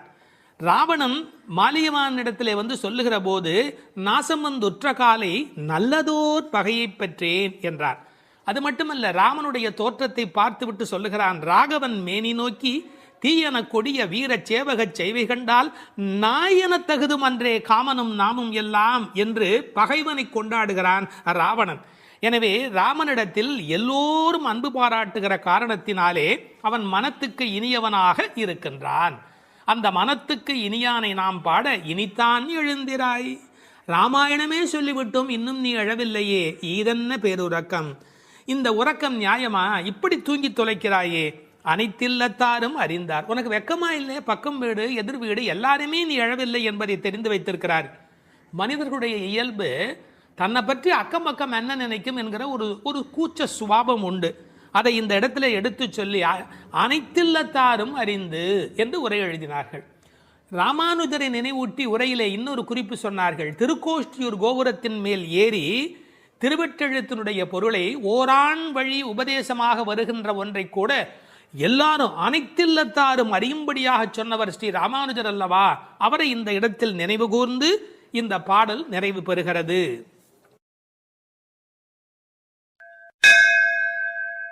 13வது பாடல். புள்ளின் வாய் கீண்டானே பொல்லா அரக்கனை கிள்ளிக் களைந்தானே, கீர்த்திமை பாடிப்போய் பிள்ளைகள் எல்லோரும் பாவை களம் புக்கார், வெள்ளி எழுந்து வியாழம் உறங்கிற்று புள்ளும் சிலம்பினகான், போதறிக் கண்ணினாய் குள்ளக் குளிரக் குடைந்து நீராடாதே பள்ளி கிடத்தியோ, பாவாய் நீ நன்னாளால் கள்ளம் தவிர்ந்து கலந்தேலோர் எம்பாவாய். கண்ணழகு படைத்த பெண் ஒருத்தியை இப்பாசுரத்தால் எழுப்புகிறார்கள். மலரில் உள்ள வண்டுகள் போன்று அழகிய கண்களை உடையவளே, கொக்கு வேடத்தில் வந்து வாயை பிளந்து கண்ணனை விழுங்க எண்ணிய பகாசுரனை அவன் வாயை கிழித்து அழித்த கண்ணபெருமான், கொடியவனான ராவணரது தலைகளை அறுத்து அழித்த ராமபிரான், அவர்களது வீர வரலாறுகளை பாடிக்கொண்டு இளம்பெண்கள் எல்லோரும் பாவை நோன்புக்குரிய இடத்திற்கு எப்போதோ சென்று விட்டனர். வானத்திலேயோ குரு என்கிற கோள் மறைந்து சுக்கிரன் உதயமாகிவிட்டான். பட்சிகள் வீதியெல்லாம் பறந்து சப்திக்கின்றன. இந்த மார்கழி விடியல் விடியும் முன்பே உடல் நன்கு குளிரும்படி மடிவில் குடைந்து குடைந்து நீராட வேண்டாமா? இன்னும் படுக்கையில் சுருண்டு கிடக்கலாமா? நல்ல நாளும் அதுவுமாக இப்படி இருக்கிறாயே, அப்படி உனக்கு என்ன தனிய அனுபவம்? உன் மனதில் உள்ள கள்ளத்தனத்தை விடுத்து எங்களோடு சேர்ந்து வா என்று அழைக்கிறார்கள். இதை ரசமாக அனுபவிக்கிறவர்கள் முதல் பாடலிலே மனத்துக்கினியான் என்று ராமனை பேசிவிட்டதால் இந்த ஆயர்பாடிக்குள்ளே ஒரு பெரிய விவாத கோலாகலம் ஏற்பட்டு விட்டதாம். அதாவது சர்ச்சை. அது யாரடா அது? கண்ணனுடைய ஊரிலே வந்து ராமனுடைய கதையை பேசி கொண்டிருக்கிறார்களே என்று சில பேர், சில ஆயர்கள் கோபப்படவும், ஏன் அப்படி பேசக்கூடாதா என்று சில பேர் மறுபடியும் எதிர்ப்பக்கம் விவாதிக்கவும், ஒரு பட்டிமண்டபத்தை போலவே ஒரு விவாதம் அங்கு தொடங்கிவிட்டது என்று அனுபவிப்பார்கள். ஏனென்றால் இந்த பாடல் எப்படி வருகிறது? புள்ளின் வாய் கீண்டானி என்று கண்ணபெருமான் பகாசுரனை அழித்த கதையை சொல்லி, பிறகு பொல்லா அரக்கனை கிள்ளி களைந்தானே என்று ராமாவதார கதையையும் சேர்த்து பேசுகிறார்கள். அதை எப்படி சொல்லுகிறார்கள்? கண்ணனுடைய ஸ்தலத்தில் ராமனுடைய கதையா என்று ஒருவர் கேட்க, ஏன் முன்பு ராமனை பாடிய காலத்திலே நாம் கண்ணனை சேர்த்து பாடியது இல்லையா? அந்த காரணமாக வருக வருக வருக இங்கே வாமன நம்பி வருக, கரிய குடல் செவ்வவாய் முகத்து என் காகுத்த நம்பி வருக என்று ஆண்டாளே பாடியிருக்கிறாளே. எனவே ஆண்டாள் சிற்றில் சிதைத்தல் பாடுகிற காலத்தில் சீதவாய் அமுதம் உண்டாய் எங்கள் சிற்றில் சிதையேல் என்று பாடியிருக்கிறாளே. அந்த அனுபவத்தை எல்லாம் இங்கே குறிப்பிடுகிறார்கள். வருக வருக என்று ஆழ்வார் அனுபவித்ததையும் சிற்றில் சிதைக்காதே என்று ஆண்டாள் அனுபவித்ததையும் இந்த இடத்தில் மேற்கோளாக காட்டி, இந்த அயோத்தியிலே ராமபெருமானுடைய புகழை பேசுவது போல ஆயர்பாடியில் கண்ணன் புகழ்தான் பேச வேண்டும் என்ற கட்டாயம் இல்லை, இடம் மாறி பேசினாலும் ஒன்றும் தவறு இல்லை என்று ஒப்பந்தமாயிற்று என்று இதை வேறு ஒரு கோணத்திலே பேசுவார்கள். தீவிர பற்று உடையவர்கள் எப்போதும் இது போன்ற பிரச்சனைகளில் ஈடுபடுவது என்பது தவிர்க்க முடியாதது. புள்ளின் வாய் கிண்டானே பொல்லா அரக்கனை கிள்ளி களைந்தானே, பறவை வடிவத்திலே வந்தவனை அவன் அழித்தவன். பள்ளத்தில் மேயும் பறவை உருக்கொண்டு கள்ள அசுரன் வருவானை தான் கண்டு புள்ளிதுவென்று பொதுக்கோ வாய்க்கிண்டான், அப்படியே வாய்க்கிண்டிட்டான், அப்படியே கிழித்து எறிந்து விட்டான். அப்படி அழித்த வரலாற்றை சொன்னவர்கள் பொல்லா அரக்கனை கிள்ளிக்களைந்தானே என்று ராவணனை கொன்றதை பேசுகிறார்கள். இந்த எழுப்புகிற பெண்கள் இந்த பாடலை எல்லாம் கருத்தை எல்லாம் சொல்லி எழுப்புகிறார்கள். உரை கண்டவர்கள் கேட்டார்கள், பொல்லா அரக்கன் என்று ராவணனை குறிப்பிட்டால் நல்ல அரக்கன் உண்டோ? என்ன நயம் பாருங்கள். உண்டு, அரக்கர் குலத்தில் பிறந்தாலும் விபீஷணன் நல்ல அரக்கன், ராவணனோ பொல்லா அரக்கன். அவனோடு பெரிதாக போர் செய்தார் என்று சொல்ல முடியாதான், கிள்ளி களைந்தார். தமிழில் ஒரு பழக்கம் உண்டு, யாராவது ரொம்ப அலட்சியமாக நினைச்சா என்ன கிள்ளுக்கிறன்னு நினைச்சுக்கிட்டியா என்று கேட்பார். அப்படி ராவனுடைய தலைகளை ராமன் கிள்ளினானான், கிள்ளி களைந்தானே. அதுக்கு வேற ஒரு பொருள் உண்டு. தன்முனைப்பு உள்ளவர்கள் பரமாத்மாவால் அழிக்கப்படுவார்கள் என்கிற அந்த உணர்வு 10 தலை ஒருவருக்கு உண்டு என்ற கதையை அப்படியே எடுத்துக்கொள்வதை விட, பன்முகமாக ஆசை தலி விரித்து ஆடுகிற போது ஒருமுகமுடைய பரமாத்மா மனதை நாம் ஒருமுகப்படுத்தினால் நமக்கு உள்ளே இருக்கிற பன்முகம் அழிந்து போகும் என்று உருவகமாக எடுத்துக்கொண்டு அனுபவிப்பவர்களும் உண்டு. இப்படி ராவணனை அழித்த வரலாற்றை பேசி கீர்த்திமை பாடிப்போய் பிள்ளைகள் எல்லோரும் பாவை களம் புக்கார். இந்த நெல் பயிரிடுகிற இடத்துக்கு நெற்களம் என்று பெயர், அதுபோல் பாவையின் நோன்பு நோற்கிற இடத்துக்கு பாவைக்களம் என்று பெயர். யாருடைய புகழை பாடுகிறார்கள்? கீர்த்திமை பாடி, ராமன் கண்ணன் இருவருடைய புகழையும் பாடி, கீர்த்தி புகழை பாடி பிள்ளைகள் எல்லோரும், சின்ன குழந்தைகளாகிய பெண் பிள்ளைகள் எல்லாரும் சேர்ந்து பாவைக்களம் புக்கார். அவங்கெல்லாம் நோன்பு நோக்கிற இடத்துக்கு போய்விட்டார்கள், நான் மட்டும் உனக்காக இங்கே நின்று கொண்டிருக்கிறேன், சீக்கிரம் பாடி என்பது போல் பேசுகிறார். இப்போது பொழுது விடிந்து விட்டது என்பதில் அடையாளம் ரொம்ப நுட்பமான ஒரு அடையாளம். வெள்ளி எழுந்து வியாழம் உறங்கிற்று. அதாவது வெள்ளிக்கிழமை தோன்றிவிட்டது, வியாழக்கிழமை முடிந்து விட்டது இல்லை, குரு ஹோரை போய்விட்டது, சுக்கிரஹோரை தொடங்கி விட்டது. அது இன்னொரு கோணம். வானியலை பற்றி நன்கு ஆய்வு செய்தவர்கள் ஒரு குறிப்பிட்ட காலத்திலே சுக்கிரனுடைய எழுச்சியும் வியாழனுடைய அந்த இறங்கு முகமும் ஒன்றாக நடக்கும் என்று குறிப்பிடுகிறார்கள். சுஜாதா அவர்கள் இதை வைத்துக்கொண்டு கிபி 885 என்று உறுதி செய்ய முடியும் என்று ஒரு கட்டுரையிலே எழுதியிருக்கிறார்கள். ஆனால் வேறு சிலரோ கிபி 8ஆம் நூற்றாண்டில் ஒரே ஒரு முறை மட்டும் அதிகாலை பொழுதில் சுக்கிரன் எழுவதும் குரு மறைவதும் ஒரே வேளையில் நிகழ்ந்துள்ளது. அது முழு நிலவு நாள், பௌர்ணமி. அந்த நாள் அப்படியே குறிப்பிடுகிறார்கள். அந்நாள் கிபி 731 டிசம்பர் 18 காலை 3:30 முதல் 4 மணி. இதனை அடி ஒற்றி ஆண்டாள் பிறந்தது கிபி 716 ஆடிப்பூரம் என்று கணக்கிட்டிருக்கிறார். பாருங்க எவ்வளவு அழகான ஒரு காலக்கணக்கு. வெள்ளி எழுந்து வியாழன் உறங்கிற்று.